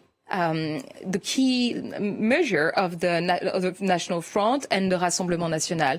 So, all of these combined together, and the fact also, as you were saying earlier, that they're trying to normalize their communication, having young people, having women also supporting the party, makes all these responsibilities. You put these all together, and this is the result we have tonight. But they haven't changed. They haven't changed. They're just as dangerous as they used to be. So we need also to have a strong speech, and we need to be clear on that. I mean, the choices they make, the word they use, the speeches they have are terrible for our democracy. And we can't be just inviting them in medias and having a normal conversation. These people are very dangerous. Leah Chambousel, for now, thank you very much indeed. If you're just joining us here on France 24, you're watching a special programme for election night. Let's bring you the exit polls as we have them for the moment. The National Rally, the far-right party, has done the best. They've won 34% according to our exits. The New Popular Front, the new left-wing alliance, won 28%. Ensemble, or Together in English, the President's grouping, 20%. And Les Républicains, once the party of Charles de Gaulle, winning just 10% of the vote. Well, a bit earlier on, a short while ago, we showed you some live images from Place de la République, a place where protests often take place in the very heart of Paris. Those are some images from there as well. It's not far from the headquarters of the New Popular Front, that left-wing alliance. And James Andre is there for us. He's joining me now. James, I gather people are gathering. Tell me a bit more. Yes, absolutely. People are gathering. Actually, it was quite interesting. Since the beginning of this evening, what we had in the very first place was people just waiting for the results. And then deception. I spoke to some young women here on the square telling me, well, we are incredibly disappointed. We were hoping the result would be different. One young girl telling me, well, you know, it's not the country we thought we were living in. Another one saying, well, yes, it's a country of fascists. So that was basically the mood, a mood of you know, people who are disappointed, a mood of gloom as well. And then, indeed, we started seeing organizations arriving here on this square, including an LGBT organism that arrived with a very large placard saying, you know, the extreme right is a death threat to us LGBT community. Also, you know, people arriving, starting to chant. And as you can see, this protest that has just happened, I'd say, in a pretty, you know, just materialized on this square. Now, this is obviously a square where very often when anything happens in Paris, people gather to, you know, to express themselves. And what we are seeing here is an expression of very strong rejection of the national rally with Palestinian flags, with LGBT flags, with very much this population who was more, of course, in favor of the new Popular Front, which will be the leaders of that party will be speaking later on tonight of that alliance. But for now, indeed, what we have is people here saying that they do not want to see the national rally at the helm of France. James Andre, for now, thank you very much indeed, James Andre, for us there in Place de la République. Well, with me here in the studio, our French politics editor, Mark Parelman, who's been watching all of this unfold. Mark, it's been about an hour since we got those exit polls in. Can you just zoom out for us? What are we looking at in France tonight? A big question mark. Yeah. That's what we're looking at. Obviously, there are some figures, percentages, but they don't really count in two-round legislative elections. The horse trading will start now. The big question is whether the National Rally and its allies will be able to reach a majority. The seat projections show that they could reach this. The magic number is 289, but it could be difficult because a lot will depend on whether some candidates will remain in the race. And really the key is that, according to our estimate, there might be as many as 300 three-way races. This is unheard of, because the most you had was 100. This was back in 1997. And in the end, only 79, if I remember correctly, were actually three-way races, because in some of them, one candidate pulled out. So this could obviously happen. But to predict how many seats each party will have tonight is pretty difficult. Nevertheless, this is a major victory, a triumph for the National Rally. They never got such a performance at a legislative elections. The last election was not a very good one in 2022. This seems far away. It's only 2 years away, but they already have 89 seats in the National Assembly. The assumption was that they will triple this total. Whether this will be enough to push Jordan Bardella to the prime ministership is the big question. They want an absolute majority, but we could end up with no absolute majority, with no clear majority. And this is where the possibility of another alliance could appear. We're seeing Emmanuel Macron call for an alliance to block the far right. There could be some cracks within the left alliance where the socialists, the Greens might decide maybe we'll have a kind of emergency, or call it whatever you want to call it, alliance to avoid the National Rally. Anything could happen. Everything is up for grabs, literally. Mark, if you're watching us and you're thinking, you're double blinking. Hang on, the guests look a little bit different in the studio. You're not seeing a Doctor Who-style transformation. There are analysts have left for now. Instead, we have politicians here. I want to introduce them one by one. Joël Garriaud-Maylam, former senator for the Republicans, former president of NATO Parliamentary Assembly as well. I say we want to speak to you. We're going to go to you in a moment because we have another live speech. This is of the far right, Reconquête. The Reconquest here is, sorry, for the Les Républicains, the Republican alliance with the far right. Eric Ciotti. On all men and women of the political right to join us. The threat is simply too grave. The danger is too close.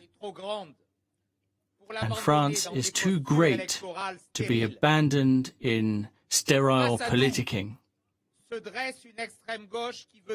Against us, we have a far left that wishes to open up our prisons, empty them out, and therefore put our fellow citizens in danger. A far left that wishes to take police men's weapons from them.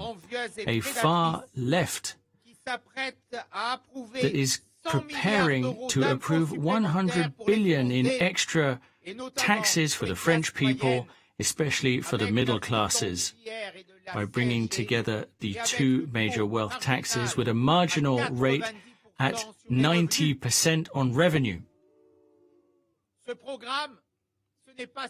This program is not just the one brought by LFI, but by an entire left-wing coalition that we must fight and that we must defeat. The far left is already in bed with anti-Semitism and with Islamism. They want to take the weapons from our police forces and they want to open up our borders to waves of immigration.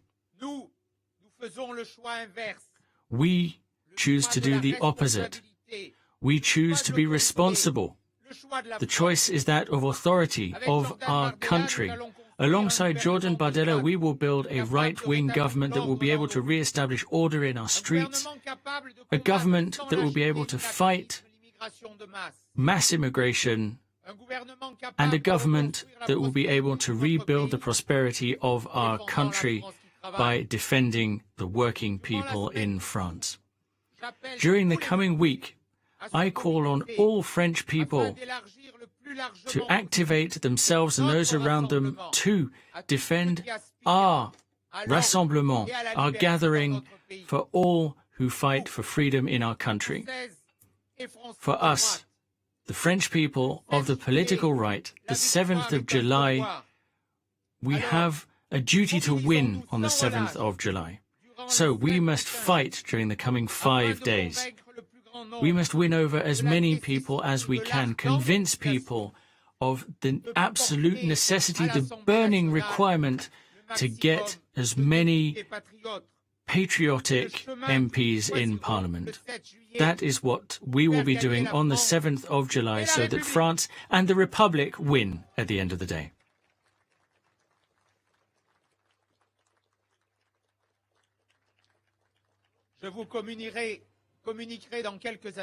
In a few minutes, I will be sharing the early results of the 1st, 3rd and 5th constituencies, but I can already tell you that we are well ahead of the pack, and that is true for Bernard Schex in the 3rd constituency, Christelle Dantorni in the 5th constituency, and myself in the 1st.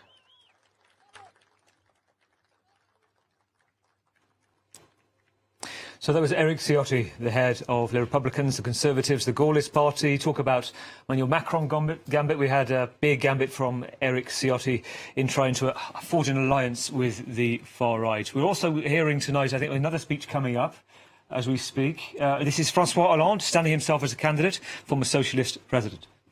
The 1st constituency of La Corrèze, which have enabled myself as an MP alongside Philippe to come in well ahead of the vote at the end of the 1st round of elections.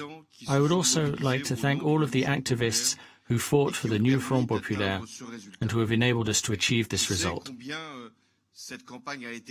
I am fully aware of just how short this campaign has been and of how difficult it has been to bring forward our arguments, to bring forward suggestions, to break away from the defeatist attitude that was present here and there. There are so many wounds, so much suffering, so much disappointment here in Corrèze and elsewhere. So there was a real fear that the far right may even here in La Corrèze win out. Thanks to this union, without which none of this would have been possible, we were able to make sure that it is the MP candidacy alongside Philippe Rougère that won out at the end of the day. I was committed, but nothing was easy because it's difficult to be an MP as a former president of the Republic, even though I was an MP in the same region for 20 years. It wasn't easy because we needed to convince people of the seriousness of the moment we are in.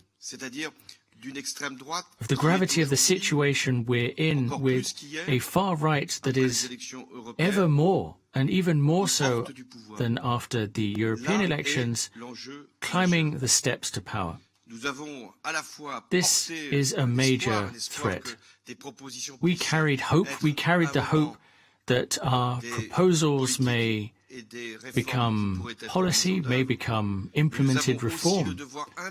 But we also have the solemn duty to make sure that the far right does not achieve a majority in the Assemblée nationale. If we do not fight as we have never fought before for the second round of elections, then the risk, the threat, may become a reality. Have you seen the statements that have already been made this evening? As if Mr. Bardella, as if Mrs. Le Pen were already leading the country, as if the President of the Republic did not exist. But the presidential majority is scattered, so who now can fight for the values of the Republic? Who now will have the strength to carry the commitments of previous generations, everything that we've achieved in fundamental rights and social progress? In this constituency and around the country, we have people fighting. We are fully aware that the main goal is to make sure that the far right is not able to achieve a majority in these upcoming elections, but we must also be aware of how we must unite. Uniting goes beyond just within the left parties, which is already the case, and has been necessary up until now. No, we must unite amongst anyone who sees themselves in Republican values. This unity must be as broad as possible, and it doesn't matter what the political HQs may decide at the end of the day. Now, I was President of France. I led the country, so I realize the kind of responsibility that we all share now. All voters, no matter what they voted for the first round, must unite to make sure that the far right doesn't win. And I'm not talking about this constituency. I'm talking about well beyond it. Other constituencies all around the country. This is why, here in Tulle, in Corrèze, in the Republic, I am calling beyond the left, that to step up and behaved as it should. I'm calling on all Republicans to make sure that we can have an Assemblée nationale that respects fundamental rights, universal values are respected, and where social progress is guaranteed. This is our duty not only as MPs today, but that is also what we fight for, and I believe that will also be the case as a future MP. Thank you. François Hollande, the former French president, speaking there. And just before we went to those live speeches, we were introducing our guests, our new guests, as part of our ongoing coverage here. So let me re-welcome to the set Joël Garreau-Maylam, a former senator for Les Républicains. Welcome to you. Good evening. Thank you. Also here with us in the studio on the other side of the desk, we have Sandro Gozzi from Renaissance Europe, an MEP. Good evening to you. And sitting next to him here, Charlotte Monvier, who is a Green Party candidate for the New Popular Front, representing, French people living outside of France in a number of different European countries, including the United Kingdom. I understand you don't have the results of your own seat yet. So let me ask you more broadly about the results of the left tonight, given we have just heard from François Hollande, the New Popular Front getting 28% roughly according to the exit polls. It's all right, but how can you manage now to build on that and ensure the far right stays out of power in a week's time? Well, I think, first of all, what's truly concerning is the score of the far right. And I think this should be a huge worry for our democracy, for LGBT rights, for women's rights, for binationals like myself, for French people of foreign origin. I think this is really, really concerning, and I really hope that there is going to be a very clear directive from all different political parties that are that care about our republic and our democratic values to call to step down when there are 3 candidates in the second round, and to ensure that we're united against the far right. And I think that the discourse that I've heard from the president and also from Renaissance, etc., hasn't been very clear over these past few weeks, when there's actually the risk of our country falling into the far right. So I think that's hugely concerning. And go ahead. Yes, and then so what I would say is that, I think our program offers hope, and that's really also, I think there's been huge mobilization. There's been over 65% of people that have turned out to vote. And I think there's been a huge mobilization partly also because of this fear of the far right, but also because people want change. Our manifesto suggests that we will invest in environmental justice, in social justice, in democratic issues. And there's been a lot of mobilization from people who were never involved in politics before that have joined our campaigns, and we really need to unite now against this big fear. And Sandra Godsey, if I can bring you in at this point, you are an MEP, but you are a member of the Renew Europe Alliance, of which the Renaissance Party of Emmanuel Macron is a member. So you are kind of a part of this centrist force. Your reaction on what's happened to Macron's party tonight, and particularly given that it's been an hour and 20 minutes since we've got these results, your thoughts on why we haven't heard yet from Prime Minister Gabriel Attal? Where is he? Well, you should invite the Prime Minister to have the position of the Prime Minister. I'm not Prime Minister. But isn't it significant that we haven't heard from him yet? I'm not Prime Minister yet. Well, we'll see what happens with that. We live in hope for you, sir. But isn't it significant? It's been an hour and 20 minutes. We haven't heard from Gabriel Attal. We've heard both from Jordan Bardella. We've heard from Marine Le Pen. And we've heard from a litany of other top political leaders, but not from the Prime Minister. He will decide when he will take position. We heard Edouard Philippe. We heard François Bayrou. We got a message, a written message from the President of the Republic. I think our position is clear. First of all, I wouldn't like to underestimate the big democratic effect. I mean, it was 45 years that we hadn't such a high turnout in legislative elections. And from this perspective, I think that mobilization, that reaction, that democratic reaction that the President of the Republic was hoping for, it has happened. And it is an important fact. It's an important fact also in view on the second round. It's not a win for you, though. No, it's not a win. Of course, it's a sanction. It's a sanction. It is a win for the extreme right. Personally, I think that they got a very good result. In my view, lower than they were expecting and hoping. And I think that the left is paying the alliance with La France Insoumise. It is clear that, if the left had done a real progressive, democratic, ecological alliance without some extremist representative like La France Insoumise, today we could have an option of the left be able to become absolute majority in the second round. Now this option is over. I mean, the left cannot get the absolute majority in the second round. The real danger, which is a danger for the Republic, which is a danger for democracy, which is a danger for Europe, the only real danger is that the extreme right can get the absolute majority, and we have to do everything we can to avoid that the extreme right get this majority. Let's rewind a little bit, Sandro. You're in a position where you're representing the party within Europe. You've got party members who've been talking to the newspapers, to broadcasters, France 24, saying there is a divorce between Macron and the Macronists. We've heard François Hollande talking about the end of Macronism. We're just watching Charlotte Minville shaking her head when you're talking about the defence of Macron. Are we seeing, realistically, the end of the Macronism period? Listen, I saw the exit poll which gives to the Macron camps 22-23%.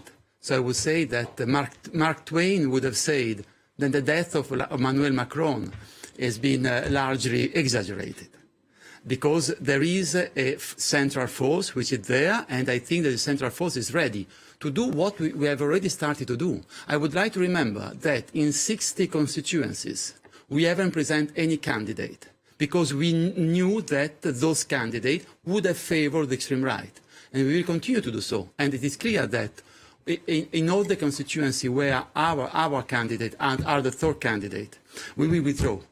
And we will going to support the candidate of the left, because, I repeat, the only real danger today is the extreme right. But it is clear that we are very well positioned as third force at the center of the parliament to call upon the Republicans and the Democrats to unite not only against the extreme right, but also to unite to listen to the French, because something has happened very, very deep.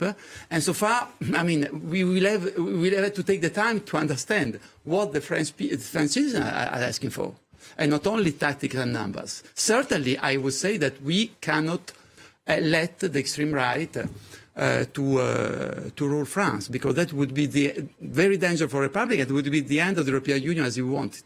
I want to bring in Charlotte, but first I want to ask you, have you spoken to the President in the past few days, since he called this... I have spoken to the President Tell me what he's like a few days private. ago at the pre-summit of Renew Europe, and we talk about Europe, we talk about Thierry Breton, Callas, and we talked about another leader of the extreme right, which I don't know why has been depicted in France like a moderate. Her name is Giorgia Meloni. Extreme right, and as we don't want the extreme right in France to win the election, we don't want to strike a deal in the European Parliament with the extreme right, be it of Marine Le Pen or Giorgia Meloni, because they are the same. Only in this country, before this election, we have tried to describe Giorgia Meloni as a pro-European moderate. That's the biggest fake news I've ever heard. Charlotte. I'd like to ask Renew, Renaissance, Macron's party, what have you done to stop the far right in these past few years? Literally, when Macron came to power in 2017, there were 8 far right MPs. And then in 2022, we had 89 far right MPs, and now it's looking like we're going to have over 200, maybe 250, etc. I mean, what you've done is you've put forward an immigration bill that was hugely discriminating to a lot of categories of French people, of migrants, etc., starting to decide who was going to get access to emergency housing, etc. And you've also had a discourse, Gérald Darmanin, for example, saying that Marine Le Pen was too soft. All of the discourse, all of the legislation has been leaning to the right, instead of what you were supposed to be at the beginning, which was something originally centrist party. So you haven't done anything to stop the rise of the far right, and this is the situation which we are in now. So the only political force that's able to counter the far right now, you just have to look at the polls, is the Nouveau Front Populaire and our alliance. And the vilifying of parties that are in this union is really unfair. When you look at the huge risk, you should be aware of the huge risk. You mentioned Meloni. We've seen what's happened in Poland, for example, depriving women from the right to abortion. We've seen what's happened outside of Europe with, in Brazil, in the US, etc.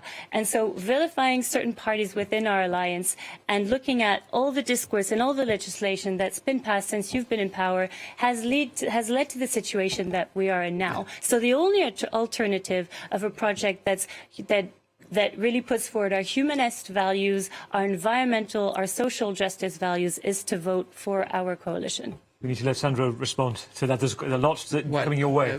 What has Emmanuel Macron done? In 2016, in Italy, we lost the constitutional referendum, opening the doors to the extreme right and the populists. There was Brexit and there was Donald Trump. In that period where all the world was going toward the extreme right, Emmanuel Macron has beaten for the first time the extreme right, and has beaten for the second time in 2022. So if there is someone who has won against the extreme right, this name is Emmanuel Macron. And, we are saying the same thing. We don't want the extreme right. I'm just telling you that you missed a big opportunity, because if you hadn't made an alliance with the France Insoumise, you could be a winner on the 7th of July. Now we have to unite our forces to avoid the worst for France and Europe, which is extreme right. This is the reality, and we will decide constituency by constituency what we will do, but the general line is to support the Republican and Democratic candidate against extreme right. Look, there's lots of things I'd like to ask both of you, but we must bring in our other guest who's been waiting a long time, who was interrupted by Eric Ciotti. Joël Garreau-Mayam, thank you for being so patient. Former Senator for Les Républicains. Can we talk about the right of French politics tonight? Because those exit polls saying your party that you represented in the Senate for a very long time got just 10% of the vote tonight. Eric Ciotti off to join the far right, the National Rally. How are you feeling? Does your party exist tonight?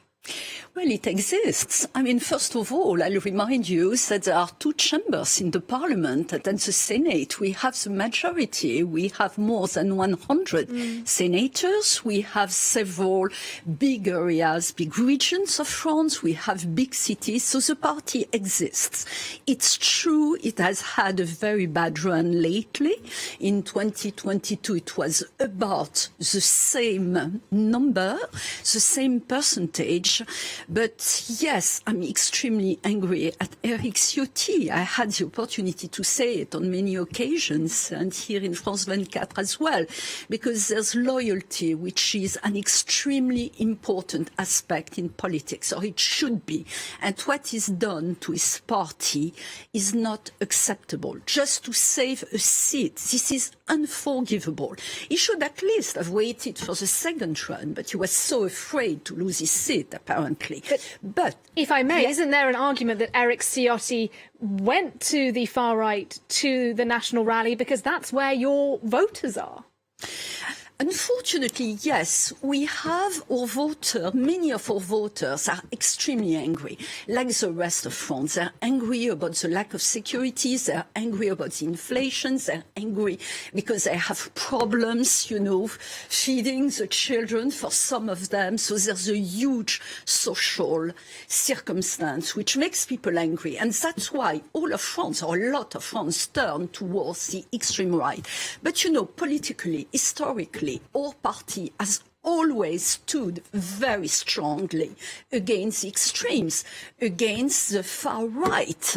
And it has always been the case. And to see this kind of attitude is terrible. Yes, there had been a moving towards the extreme right. That's also one of the reasons why I decided to leave my party and not run again for the Senate in last September. But we don't want an extreme right. But I should add something. There's also a problem, and a strong problem for us, with the extreme left. Because, as you said, Sandro, I mean, when you have a political group which makes an alliance with an extreme left, I mean, you've got to listen to what Mélenchon is saying. This is absolutely horrendous. I mean, the kind of anti-Semitism, the appeal of almost to violence, this is unacceptable. And that's why I've been very disappointed, because on the day after the European elections, I was hoping that Raphael Glucksmann was newly elected for the Socialist Party, would unite and would launch his Republican front to fight against the extreme from the left and from the right. And unfortunately, that hasn't happened. And I think this is a terrible mistake. And we're paying the consequences now. I just want to show our viewers the latest images. I think these are live pictures we have from Place de la République, where supporters of the left-wing alliance, the New Popular Front, are gathering in Place de la République this evening. Charlotte Monvier, maybe I can bring you in on that. Look, you heard the anger and the frustration there being directed at the individual who was effectively the leader of your bloc, Jean-Luc Mélenchon, saying that he's sort of whipping up anti-Semitism. He's an extreme figure, people say. So what do you make of that? So first of all, I'd like to correct what's been said here. The State Council has actually ruled that the far right, Rassemblement National, is from the far right. Our alliance is on the left. La France Insoumise is not the far left, and that's not me saying that. That's the State Council. Everyone can verify that. So first of all, that's the case. And then when you look at the saying that it's the leader of the Nouveau Front Populaire, actually, our coalition is a coalition of all our party leaders. I'm from the Green Party. We have Marine Tondelier, Manuel Bompard for La France Insoumise, Olivier Faure for the Parti Socialiste. There isn't a leader of this alliance. And actually, when we look at what's going to happen, we've been very deliberate in saying that actually we weren't going to say who was going to be our prime minister, for example. We wanted to be a consensual figure. And so we want to make sure that all of the parliamentary groups put forward someone, and then that there's a decision that's made collectively. So I think, again, there's a lot of things that are being said about our alliance that are, to try to stigmatize us, which is unfair and untrue. Very quickly, if I may, who do you want then to be the Prime Minister should your alliance do well in a week? I think that's something for us to decide. We're unifying. But Jean-Luc here. Mélenchon, maybe? Well, no, clearly not, because he's not a consensual figure, and we want it to be someone who's a consensual figure. So that's definitely not going to be the case. And I think we need to definitely unify on our program. If you look at our program, it's very clear on tackling anti-Semitism, and I want to be really clear about that.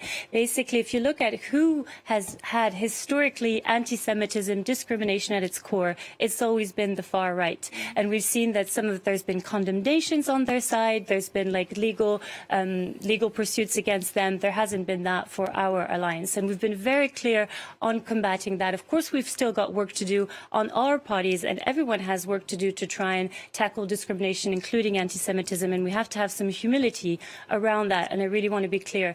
But definitely, we are not an alliance to be afraid of, but an alliance for hope. Charlotte Minviel, I want to go to Lyon, 400 kilometres south, and talk to one of those in your marriage of convenience, the Socialist Senator Hélène Conway-Mouret. Great to see you, great to talk to you tonight, Hélène. I saw a feature piece in the Times today talking about an editorial that hopes there are a lot of mouth breathers within the Socialist Party because they're having to hold their nose right now with the communists and those at La France Insoumise. Tell me about how you're seeing this alliance right now. You're getting the band back together. You had a new pairs a few years ago. It fell apart. I guess the point is it's worth it. But what does the voter get from it? Well, first of all, I think, there's never been so many people voting. And yet here we are talking about, the various parties and how we're getting on together or not. Or, I mean, I think the situation is extremely serious. It's about the place of France within Europe. It's not just about our internal affairs, what's going to happen when we have an extreme right prime minister very soon. So, I mean, the situation is so serious that we all need to be, getting the message of what the French people have, expressed. They turned out in big numbers, and I was hoping that these numbers were going to be a reaction against the National Front. But in fact, it's to support and reinforce what they voted 3 weeks ago. So I think, our debate should be concentrating on what answer are we giving the French people and what hope, indeed, and Charlotte is absolutely right, can we give them in a week's time? We have another week to campaign, and I think we need to kind of change totally what we are about. I mean, I think that, sorry about this, but I don't think the subject of the debate this evening should be about how we get on, don't get on, and so on. We had the yellow vest just, not a long time ago. No answer was given to those who demonstrated at the time. I voted myself in a small village south of Lyon this morning, and I can tell you that there's great anger at our social, services all being destroyed. The post office has closed down in my village. The hospital, there is no emergency services anymore. And people are just kind of, saying, well, look, the political leaders that we have had have given us a lot of hope, and we have believed in them, and now we don't. And I think we just need to give them what they want and just listen to them at last. I think, the politics that's being carried on, in Paris, being too centralized, it's not what the people of France want today. So I think we need to change the center of the debate and see, those people who are on the Place de la République this evening are just saying that there is a danger, that they don't want the image of France to be destroyed or to be damaged by an extreme right party coming to power. And I regret to say that the Socialist Party was never an extreme left, and neither is the Communist Party, nor the Green Party, nor indeed LFI. Yeah. LFI is a radical left, but not an extreme left. Hélène, you talk about the debate should be about, what happens next and what about working with these parties. But the guests in the studio with me from the other party shaking their head about your party, because ultimately it comes down to this. Given the breakup of the left coalition and La France Insoumise, France Unbowed doing better than your party, for a voter it is vote socialist and get potentially Jean-Luc Mélenchon as your prime minister, isn't it? No, that is not the case. As Charlotte just reminded you just a few minutes ago, it's a coalition that came together in 4 days. I mean, we were able to put a program together, which normally takes about 6 months to write anyway for the Socialist Party. We agreed on the essentials. And then what we did was just to decide that, yes, we were going to be the first and the only one that can actually contest the rise of the extreme right, given that Mr. Macron's party today was disavowed by, and rejected in the European elections, and that unfortunately the Republican Party is divided and not doing well at all. So we came together as a coalition for an electoral process of actually trying to block the extreme right, and that is the what we did. It was not just to align ourselves against the LFI, and I resent the fact that Monsieur Mélenchon was chosen to be the leader, to be the one that was coming on television all the time. I mean, the Green Party has a leader, the Socialist Party has a leader, and so has the Communist Party. Yeah. But they were not chosen. Monsieur Mélenchon was the right person that was to be put forward so that he could frighten maybe some people, as Monsieur Bardella can do. Yes. Hélène, thank you. Hélène Conway-Mouret, Senator in Lyon. Thank Have a great rest of the evening. Thank you to you. Well, let's go back to Diptyque Laurent, who's been crunching some of the numbers for us at the screen. And I gather, Diptyque, you've got a couple of key constituencies you want to zoom in on for us. Yeah, absolutely, Nadia. Let's start with Marine Le Pen's constituency. This one here, you can see that she picked up 58.14% of votes, which essentially means that there will be no second round for her seat. She won it outright. This is Laurent Wauquiez. He's the former head of the Les Républicains, the Conservative Party, picking up 36.8%. But you see right on his heels there is the National Rally candidate and the new Popular Front candidate here also making it to the second round, which means that this will be one of many three-horse races that will be decided next Sunday. You also have François Hollande's first district in Corrèze. He picked up 37.63%. That means that he'll be going head-to-head with the other two candidates from Les Républicains, the Conservatives, and the National Rally for his seat. And then you have some other individual scores. This is Elisabeth Borne, the former Prime Minister, picking up 28.8% of votes in her constituency. Fabien Roussel, who is the head of the Communist Party, picking up 31.4% in his constituency. He also will be to the second round. And Sébastien Chenu, who is the spokesperson for the National Rally Party, well, he also won his seat outright, which means he won't need to go to a runoff for his seat. One of, I suppose, quite a few seats that have already been decided as of this first round of voting, Nadia. Diptyque Laurent, thank you very much. Let's bring in Mark Perelman, our French politics editor. Mark, are there echoes of the past here? We've had French 24 viewers watching this thinking, OK, we've got at the moment, as of the predicted results from the first round, a potential National Rally victory. Tactics now come into place. We've discussed lots of caveats. There have been cohabitation governments before. Back in late 90s, early 2000s, when we had Jacques Chirac, Lionel Jospin. Tell us about that dynamic and how it perhaps is different potentially this time. It is totally different because, yes, we have cohabitation between the right and the left, essentially. But it was the moderate left and the moderate right. You had François Mitterrand, who was president in the 1980s, Jacques Chirac, Conservative Prime Minister. They had 2 years together. Then Mitterrand was with Édouard Balladur, another Conservative. And then, as you just mentioned, Jacques Chirac, who had then become president, was with the socialist Lionel Jospin.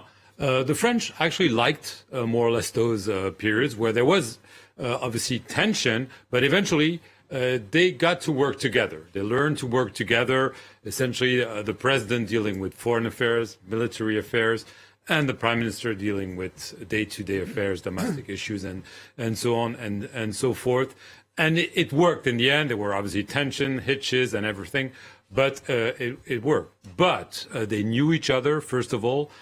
Here, Jordan Bardella, 28 years old, coming into Matignon, where the prime ministership is located, dealing with Emmanuel Macron would be a totally different story.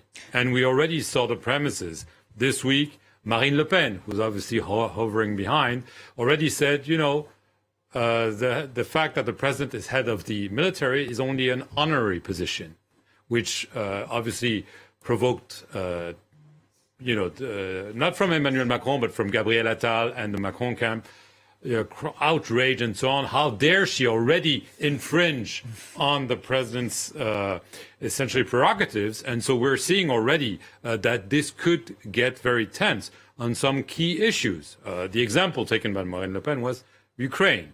Sending troops to Ukraine, the president wants to do it? The prime minister will decide. He holds the purses. He decides whether to finance such an operation. NATO would be an obvious other issue. European integration, immigration, and so on. So obviously, we could be headed for a crash. Now, history tells us that when this happened, generally, the president won in the end. Mitterrand was re-elected twice. Jacques Chirac was also re-elected. The only difference there is that Emmanuel Macron cannot be re-elected because this is his second and last mandate. But clearly, this would be a totally different story. It's a very, very interesting point we want to get from all of you with us at the moment. But first, let's just go to Luc Brown. Let's go to the north. Let's go to Hénin-Beaumont, the constituency of Marine Le Pen. Luc, bring us up to date. What's going on there? Well, up at this current instant, we've got Marine Le Pen just 5 minutes over there, meeting with many of the hundreds of supporters that have come to the election watch event here in Hénin-Beaumont. She's spent about the past 10-15 minutes, really a very intense bain de foule, as they say in France, as a way of a meet and greet, a shaking hands, and a great deal of selfies, and a few sound bites too with some of the journalists present here too. Now, it's very much a sign of satisfaction that she is spending so much time with her supporters there. She is spending so much time really pressing the flesh. That is because not only was she elected here, but we've just had an announcement from some of the senior figures that there are in all 5 MPs in this region from the National Rally who have been elected in the first round. That is, of course, a demonstration to the extent to which this region in the north of France is very much the stronghold for the party. Marine Le Pen herself re-elected then for the first re-elected in the first round with 64%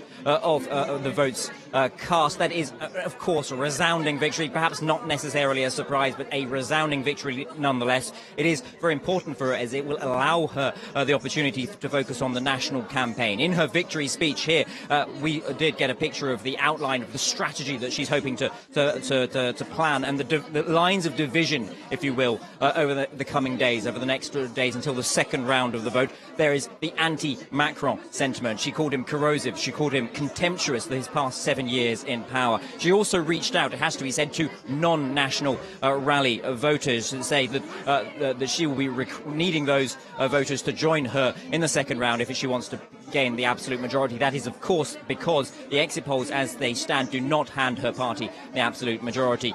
Speaking to some of the supporters, actually that score, though of course it is very good for the party, it is perhaps lower than many of them had been expected. So there is a degree of disappointment here, but as things stand, a great deal of satisfaction within the party leadership, as demonstrated by the meet and greet over there, but also with the supporters in the hall here in Hénin-Beaumont. All right, Luc Brown. Thank you very much indeed, Luc Brown, talking to us there from Hénin-Beaumont, which is the constituency of Marine Le Pen. Well, let's stay in Normandy where Luc Brown was. Let's speak now live to Nicolas Conquer. He was running himself on a joint ticket for the National Rally and Les Républicains. Good evening to you. We'll talk about the national picture in a minute, but can I just ask you first of all about your own seat? How did you do tonight? Oh, we did absolutely fantastic. It's a historical score, as it's the first time that a candidate from the right, actual right, is actually at the second round in this election. So we're super, super excited, super motivated and determined for the second round. We made it second, and we're super looking forward to flipping this seat by next week. All right, well, let me ask you about a couple of policy issues, if I may. You are obviously a French national, but you're also an American, so you're a dual national. And the idea of being a dual national is something that has attracted quite a lot of interest, even controversy over the past couple of weeks in this election campaign, because Jordan Bardella, the leader of your party, saying actually he doesn't want some dual nationals in key positions in a French government should he come to power. As a dual national yourself, how do you justify that? So first, just to put things back into the context, it really applied to a small selection of these positions, and then they kind of roll back. It's already something that's already being implemented, where you're vetting people that are coming into strategic positions of power. I think we need to be super careful about foreign interference into your country. Should it be elections, but it should all be strategic and priority national concerns. That doesn't only have to deal with binationals, but also nationals that can be bought by foreign aid. So that's why we really need to vet these people. It's not going to be concerning that many people, and it's definitely not on the ballot anymore. So it's clear that the position has been made clear by Marine Le Pen as of last Friday. Well, there was a visible sort of intake of breath here in the studio when you said that actually that wouldn't necessarily be that big of a deal about dual nationals, even laughter as well. Sandro Gozzi, why are you laughing? Because we must try Nicolas Conquer to keep all his rights. And to help, to save Nicolas Conquer, we must vote against the Rassemblement National in the second round. Wow. Because it is clear that Rassemblement National wants to discriminate on any single basis, and it is clear that they want to discriminate the binational. Because, you know, when you start, it's not a question of quantity, it's a question of concept of democracy and citizenship. You cannot answer, it won't concern many people or many posts. That's a totally wrong answer. The fact that the idea of denying the basic principle of the Republic, where you are a French citizen, you fully support the values of the Republic, and you can keep your two citizenship, and to say, well, I mean, we make only a few exceptions. This is show their idea of democracy, which is totally relative, all right, which is totally incompatible with the basic principle of the French Republic. All right, Nicolas Conquer. We will help him. We will vote against them, and they won't be in power. So briefly, Nicolas Conquer, your response, briefly, if you can. Your guest is not well informed, as it's already a policy already implemented. And so it's something that, of course, is a vain controversy that is not to take into account, and it's not by no means is being held up by mainstream media and our opponents, because they know they don't have anything policy-wise, and that they're going to be hit hard in the ballot box next week. Sorry, Mr. Conquer, it's not Sandro Gozzi who raised this issue, it's Jordan Bardella who raised this issue. So it's not a false controversy. It's something that your leading candidate, the person that you would like to become Prime Minister, and that we will not become French Prime Minister, has been saying for days. So it's not us that are inventing stories, that you are embarrassed because it is totally incompatible with the values of the French Republic, what your leading candidate has said. Nicolas, Sandro, let me just fact check here, just to come back a second. For France 24 audience, what we're talking about is a debate last week, Jordan Bardella, the leader of the party, talking about how dual nationals, they wouldn't allow access to top jobs, sensitive jobs within nuclear power station, for example. Let's say you were French-Russian national. It led to Gabriel Attal, the Prime Minister, saying, what, so you're only a half citizen? We talked to Sandro Gozzi. He's an Italian citizen, not a French citizen, if I'm right in saying. So this is something that affects people. But to your point, Nicolas, as well, I think there is an assumption, certainly amongst sources I've spoke to within the Renaissance Party, that this does happen to a certain degree. It's not laid out in law, enshrined in law, but sensitive jobs often are very, very much vetted on profile to profile. Charlotte. Go ahead, Charlotte. As a binational myself, I'm truly concerned about the far right being in power and implementing some of their policies. When you look at who they wanted to put as education minister, criticizing one of our former ministers from the Socialist Party, Najat Vallaud-Belkacem, because she has Franco-Moroccan nationality, saying that she couldn't be in those functions, for example. It's outrageous. And I think we truly need to mobilize. And as I've said before, you know, so my constituency is a constituency of French people living abroad. abroad. A lot of us have dual nationality, dual citizenship.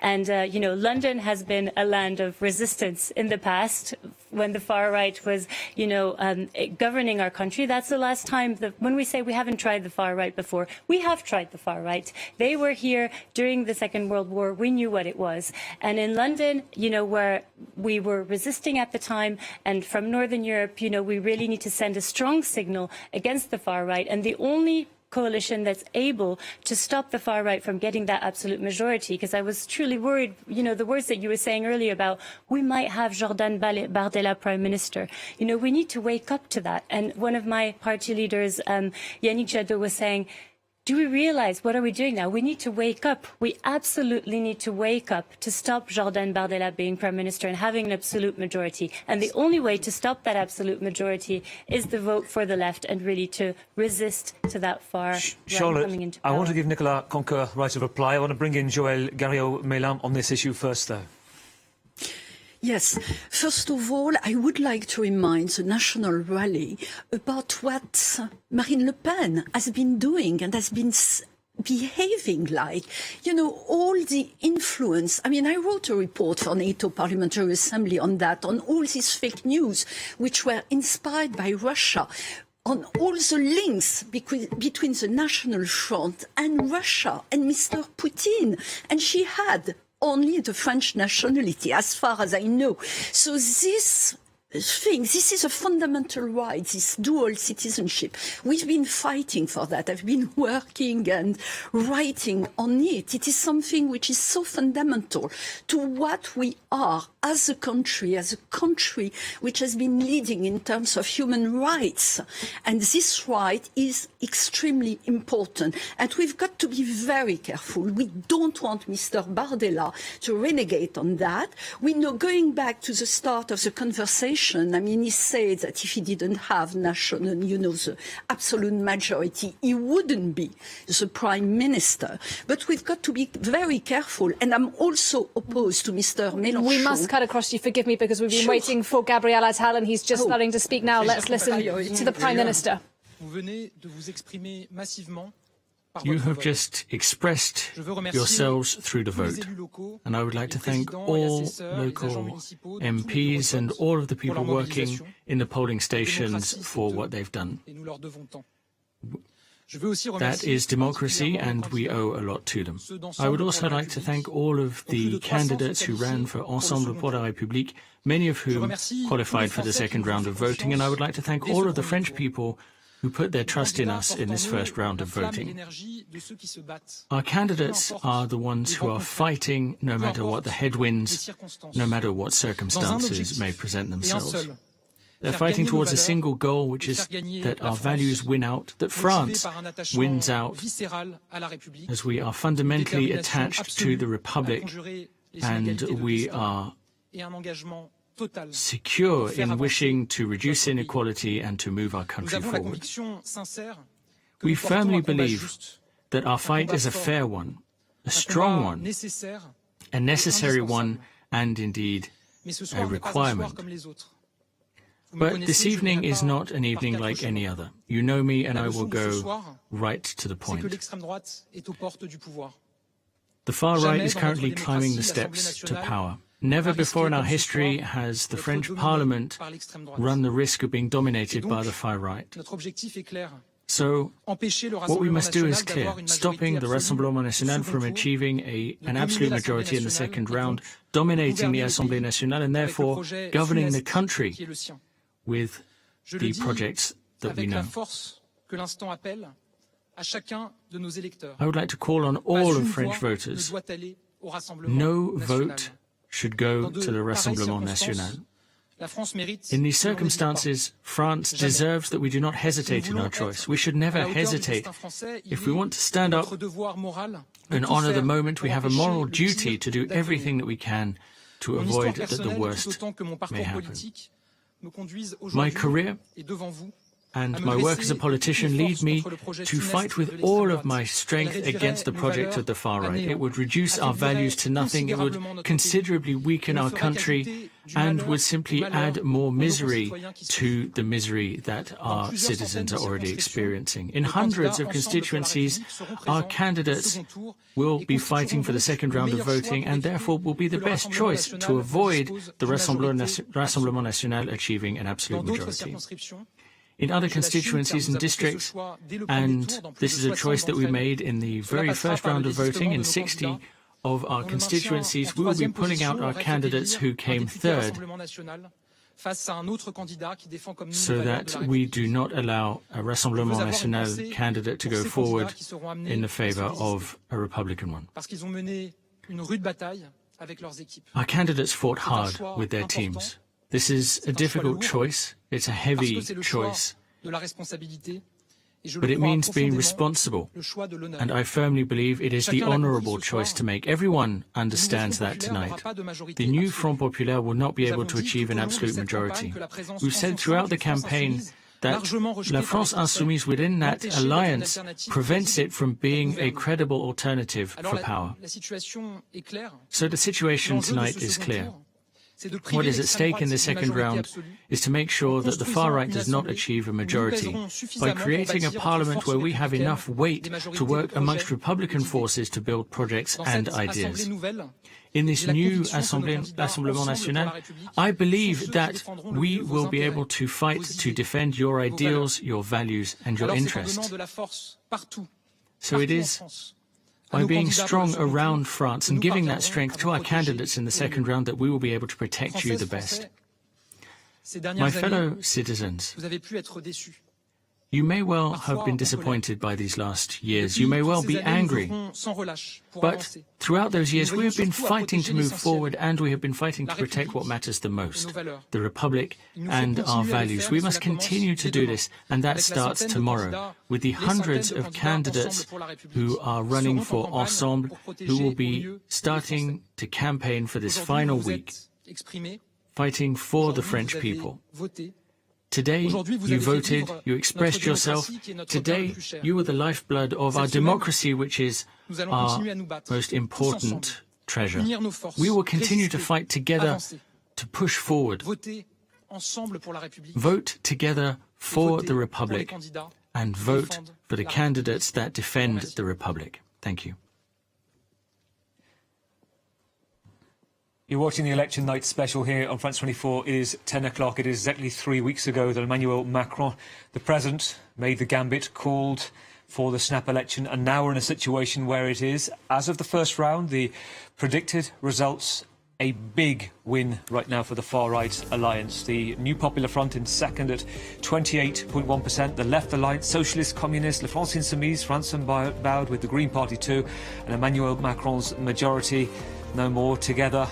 The alliance on 20%. I want to bring in Mark Perelman, France politics editor. Two things struck me there. First of all, Gabriel Attal, the Prime Minister, saying this from National. On the steps to victory, this is an evening, he said, like no other. Two questions. Where we go from here, and if you're a member of the party, what do you do with Emmanuel Macron right now? Is he visible, or do you keep him out of the way? Well, what do you do now? You jump into the unknown, because one thing is sure, we just saw images of Gabriel Attal speaking from the Hôtel de Matignon. He will not be the Prime Minister of France anymore, because clearly there's no way he can get a majority, or at least that there can be a new kind of centrist majority, because if Emmanuel Macron's party gets 100 or so seats out of 577 and not many allies, the math just doesn't add up. The big question is, what do you do with Emmanuel Macron? Well, he's still the president. He likes to be talkative, let's put it this way. He was present just before this election. He was asked not to be, but still he spoke. He gave a few interviews right and left. But clearly there is a personal factor in this election. Gabriel Attal is much more popular than Emmanuel Macron. He's not going to take the blame for this defeat, but clearly he's already looking ahead, turning the page, because they all know Emmanuel Macron's mandate is done officially in 2027, but in a way it ended tonight. Because if he's only a president dealing with a prime minister, they're already looking ahead. 2027, we saw another prime minister of Emmanuel Macron, Edouard Philippe, speak very early on, already remind people that he is going to throw his hat into the race. Some powerful ministers, Bruno Le Maire, Gérald Darmanin, now Gabriel Attal, they're already looking for the next round. They know they lost tonight. There's no way around it. What will happen now, between now and the second round, is a question mark, but not so much for them. This is the only certainty we have. The Macron camp lost. This is absolutely guaranteed. They're not making the back. Sandro Gozzi, Renaissance MEP. Let me ask you this. Far. Emmanuel Macron, you see Banquo's ghost in the room, he's trying to get attention. They can't see him. They don't want to see him. He's gone very, very far. But I mean, let's come back. Now a new election is starting. From tomorrow, there is a new legislative election. And in this new legislative election, we must win. We, the Republican, the Democrats, from the left, from the center, from the right, must win. And we must defeat the Rassemblement National. This is the key priority. So, I mean, for me, the story now ends on the 7th of July. And I think we can make it. And I think that it is possible to defeat the Rassemblement National, and it is possible to build up in the Assemblée Nationale a new majority in an alliance of Republican Democrats from the center, from the right, on the left, exactly like we do in the European Parliament. What was clear, Sandro, I don't know if you agree, Charlotte, with this, that was Gabriel Attal's last dance as Prime Minister. Yeah, Gabriel Attal as Prime Minister now he has done the last speech, but the point is not the future of Gabriel Attal. The point is that we have a president which is directly elected by the people twice. He has been re-elected in 2022, and it is there to be the president of France until 2027, and it would be a major mistake even to envisage the idea of he should step down, because the Fifth Republic is based on a strong relationship, on a direct relationship between the president and the citizens who have elected. Now we have one battle, and the battle is really for the survival of the Republican values and for survival also of the European values, which is to defeat the Rassemblement National. And I think that if we defeat, we have to do what we haven't managed to do since 2022.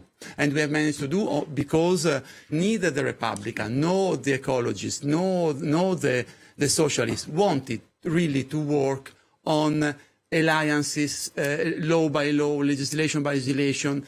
They refused to use the Assemblée Nationale to provide answer to the French citizens. Now, let's learn the lesson. Of course, we have made mistakes, especially in the method, but let's learn the lesson and let's work to make this union of Republican and Democrats possible on the 8th of July. Well, let's bring in Charlotte Monvier if we can. He's right, isn't he, that if you want to keep the far right out of power, you two may not see eye to eye, your parties, your alliances may not see eye to eye on everything, but you have to work together now, don't you? And you have to work together in the next week. Listen, I found that speech from Gabriel Attal truly irresponsible, if I'm honest. Like, we're facing the far right, a fascist party getting into power, and he's trying to distinguish parties on the left. And I'd like to remind Gabriel Attal and Emmanuel Macron that who got them elected, in 2017 and in 2022? The left voted to stop the far right.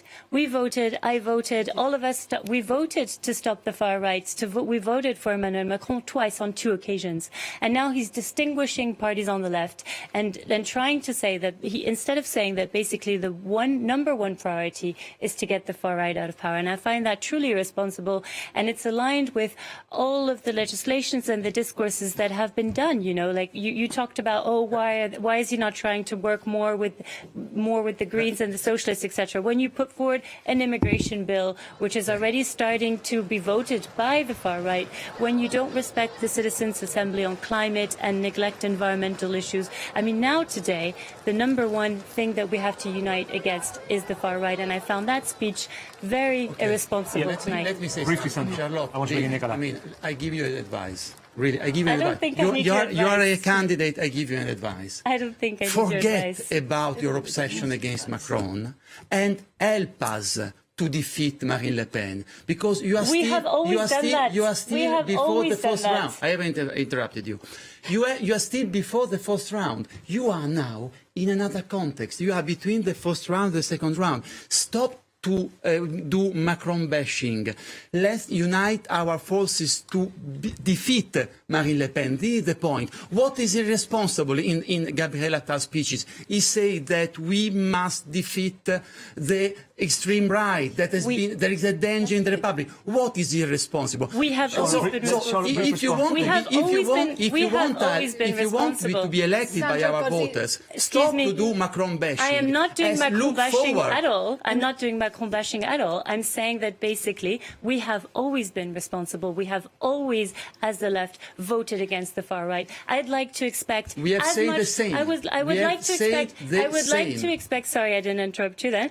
I would like to say that basically we have always voted in favor of stopping the far right, and that's not the case for what's being said tonight. And I think we need to unite and ensure that all of the candidates that are in second position when the far right is likely to win are going to step down. I'd like us all to call to make sure, and we all need to call for the candidates that are not the far Let me go right. from left and centre to the what right. What just I said is not true. We have said exactly the opposite. We have said only that their alliance with France-Insoumise has prevented them from getting an absolute majority. This is you what we are clearly saying. disagree agreeably. Let me go first to Joël Garriaud-Mellam, also bring in Nicolas.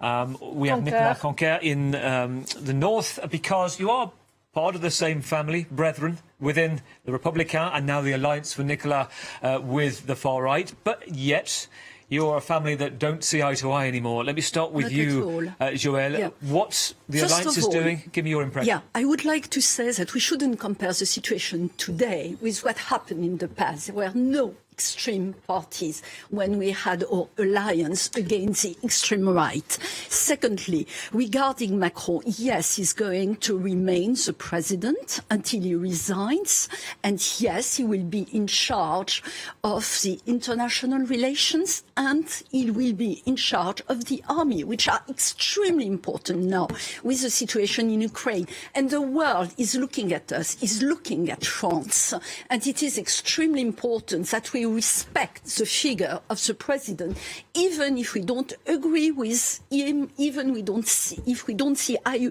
to eye with his policies. This is important. And there's another aspect that we haven't talked at all in that debate, is the economic situation.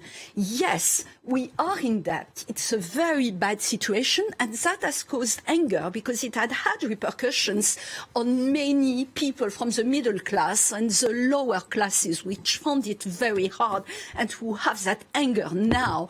But, let's look as well at the political programs from the extreme right and from the extreme left. I mean, they want to go back to retirement age at 60. I mean, yes, in the extreme right there has been some ambivalence about it. But how do we do? And it's very easy to make promises. Everybody can do that. There's nothing easier than that. What's difficult is to pay for it. And how are these two parties going to pay for it and find the money for that? Your point is, on the economy, a very valid one. Inflation, cost of living. We've spoken to many people on France 24, people who live in Paris, people who live in rural areas, talking about the cost of living, going to the supermarket, bringing a calculator with them. That comes into this deeply.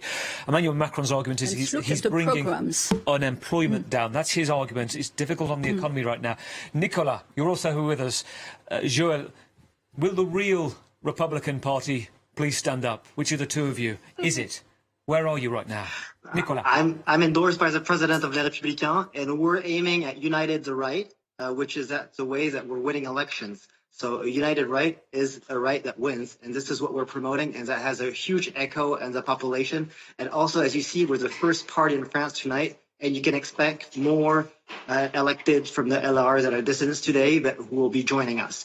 Just to mention, regarding the economics, we're inheriting a situation here. We're down the ditch due to the terrible policies brought by Macron. The debt has been degraded by the agencies. The cost of living is skyrocketing, so definitely that's to be put on their credit. Today, when I hear the Prime Minister Gabriel Attal saying, not a single voice for the far right, well, it's at the same time egregious and laughable. There's 12.5 million people that voted for RN today. There's going to be much more coming up as we're bringing up people in face of this threat brought up by the extreme left. Sure. And to wrap up, you can also see that the left from the ecologists on your segment and Macron walk hand in hand, are a phony opposition, which is basically the same. So definitely, if you're in your own interest, I bring all the patriots, whatever your color, political color, to join us and promote our majority and bring Bardella into the Prime Minister next week. I cannot tell you that what every Republican candidate will do. I can't say that. But what I can say is that I know there are many of them who are not ready to sell their soul and their principles just for a vote and for a seat. And I wish more people would do that. And once more, I've been very disappointed with what Ciotti did, because we know very well it's personal interest. And in politics, as I've always said, personal interest shouldn't count. You should only look at the interest of your country and your countrymen. And that doesn't mean we don't respect the vote of the French people. Well, it's clear, look, emotions are running high here in the studio amongst our guests and also in the streets of Paris this evening. Let's show you the latest pictures we have from Place de la République, that not far from the headquarters of the new Popular Front. You can see a South African flag, Palestinian flag being waved there. And our reporter, James Andre, is on the scene. James, tell us what you're seeing, tell us what you're hearing. Yeah, well, what we're seeing here is first a movement that was quite slow, but now the square is really filling up. There are literally thousands of people, and indeed they're chanting slogans against the national rally, chanting slogans saying that indeed that there needs to be a strong mobilization in order for these people, for the national rally not to manage to arrive to power. Now, those I've spoken to indeed called for, a Republican front against the national rally, indeed asking for the candidates who are best placed to duel with the national rally in the areas when there are, three-horse races. That is very much what they want. And, well, as you can see behind me as well, this stage is getting ready, so we're going to see the leaders of three of the main parties that form this left-wing coalition, as well as a representative for the Communist Party. So there'll be Olivier Faure for the Parti Socialiste. There will also be a representative for the Greens and, of course, for France Unbowed. So, we're expecting speeches here, and as you can see, as the atmosphere is getting more and more electric. James Andre, Palestinian flag draped there in front of his face in Place de la République for now. Thanks very much indeed. Absolutely. Well, let's bring you back here in the studio. Diptyque Laurent's been crunching the numbers for us all evening, and she's got some results from a couple of interesting constituencies she wants to show us. Diptyque, over to you. Well, this is the constituency of Fabien Roussel. He is the head of the Communist Party, and as you see there, quite clearly he's been defeated in his seat. The National Rally candidate, Guillaume Florquin, getting just above the 50% needed to win this outright from the first round. So he has lost his seat there. Pretty surprising. Gabriel Attal, we have his result. We don't have the breakdown of his constituency, but we know that he's picked up about 46% of the votes in his constituency. And Olivier Faure, who is the first secretary of the Socialist Party, also winning his seat outright as of this first round of voting. Diptyque Laurent, thanks very much indeed. Charlotte Monville, do you want to tell us a little bit about your reaction to some of those numbers there? Particularly, your allies in the Communist Party losing their seats tonight. Your thoughts? What's gone wrong?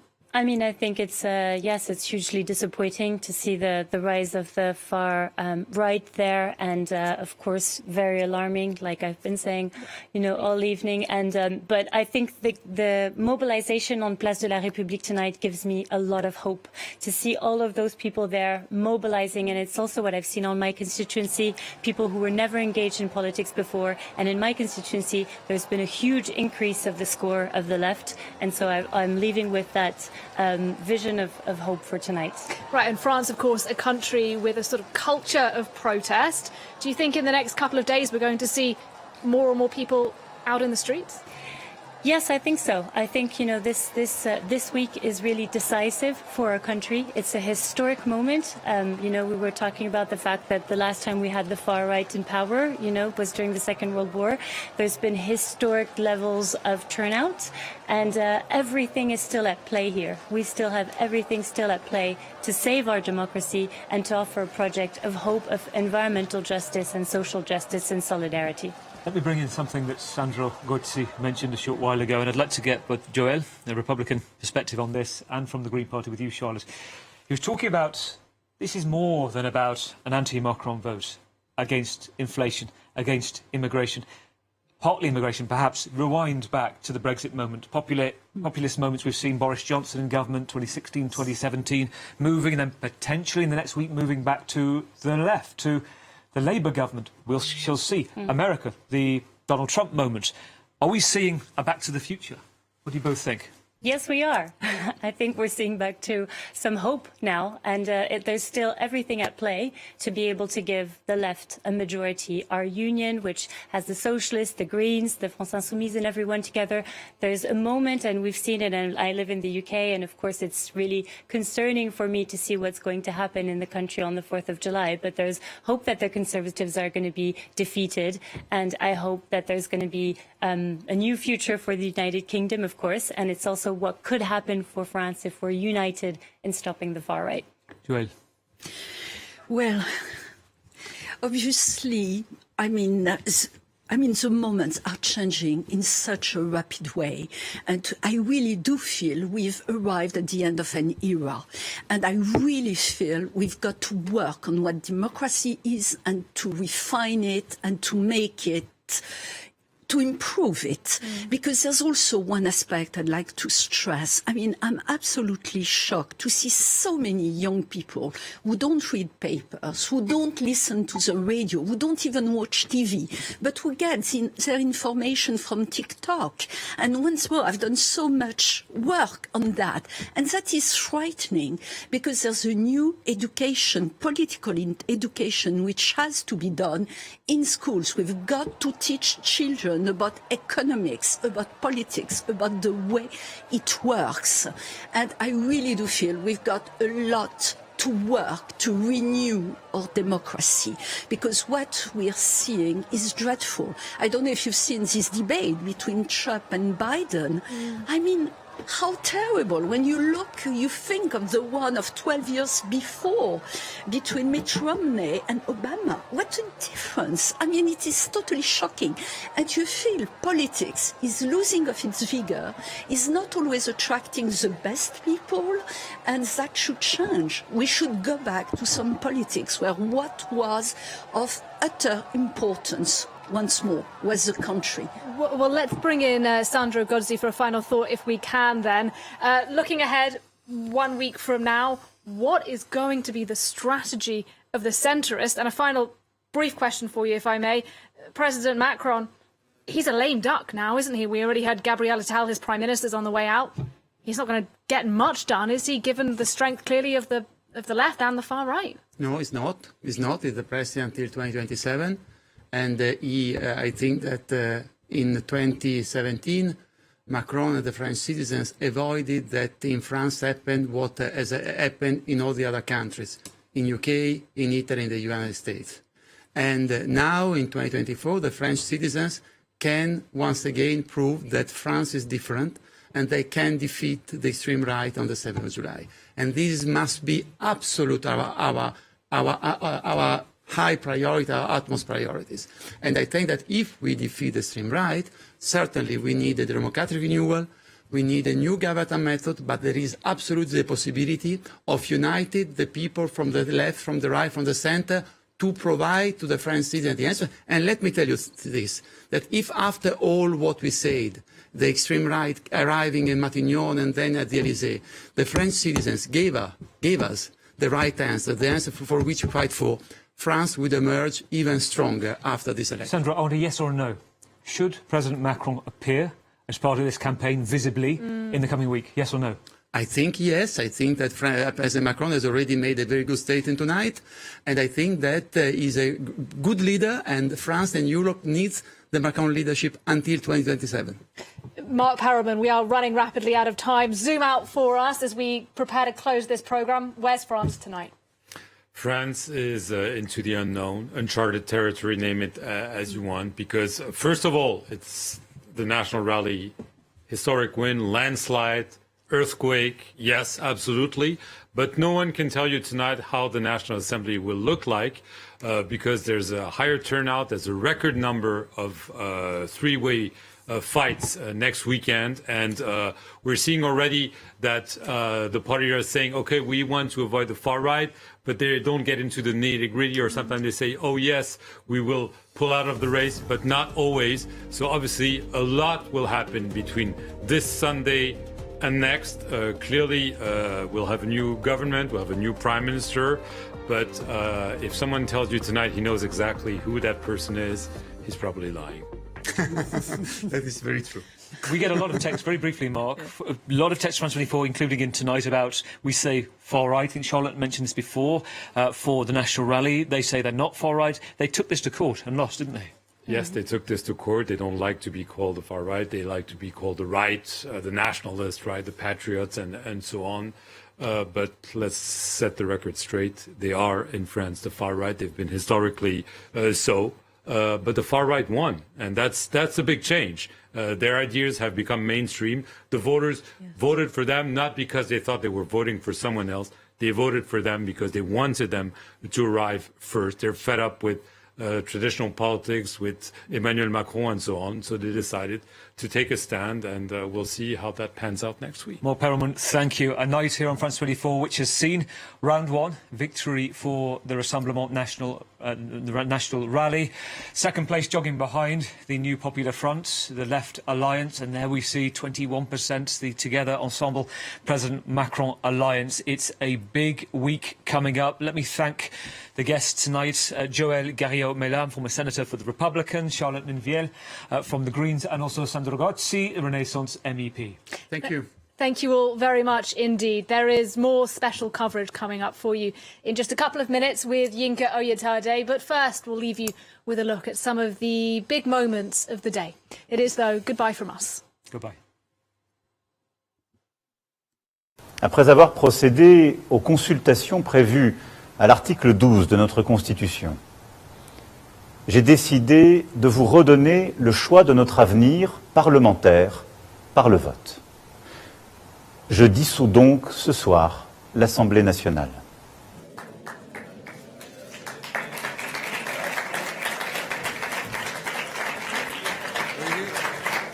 Pour avoir des lignes extrêmement claires.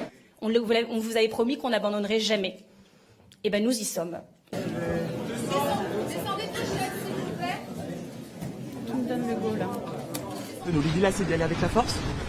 Il n'y a pas de force. Je vais à mon niveau. Je suis président. Nous verrons bien. Attention. C'est pas. Allez bien. Je suis avec vous.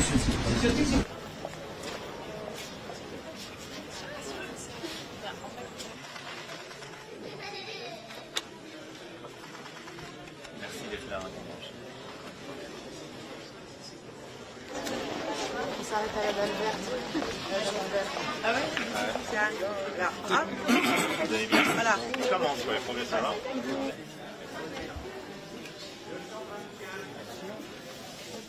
On vote. Bonjour. Merci.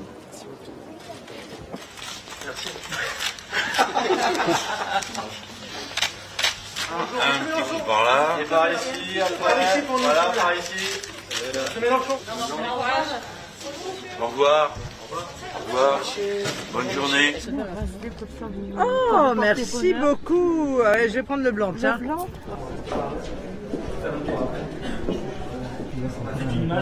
Merci. Par ici, s'il vous plaît. Madame Le Pen. Merci. Par ici, s'il vous plaît.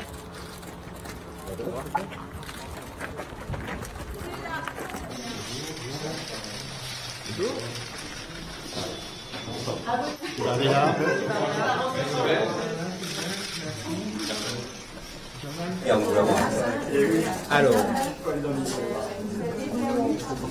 Regardez ici. Regardez ici, voilà. Eric, voilà. Allez.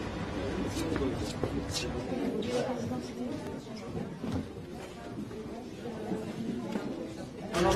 Si. Monsieur Hollande. À voter.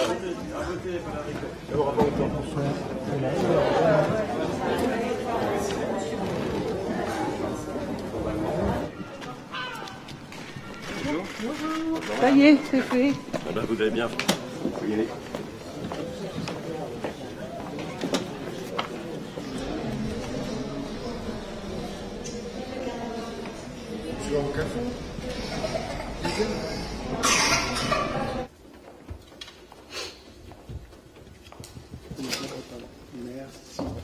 À voter.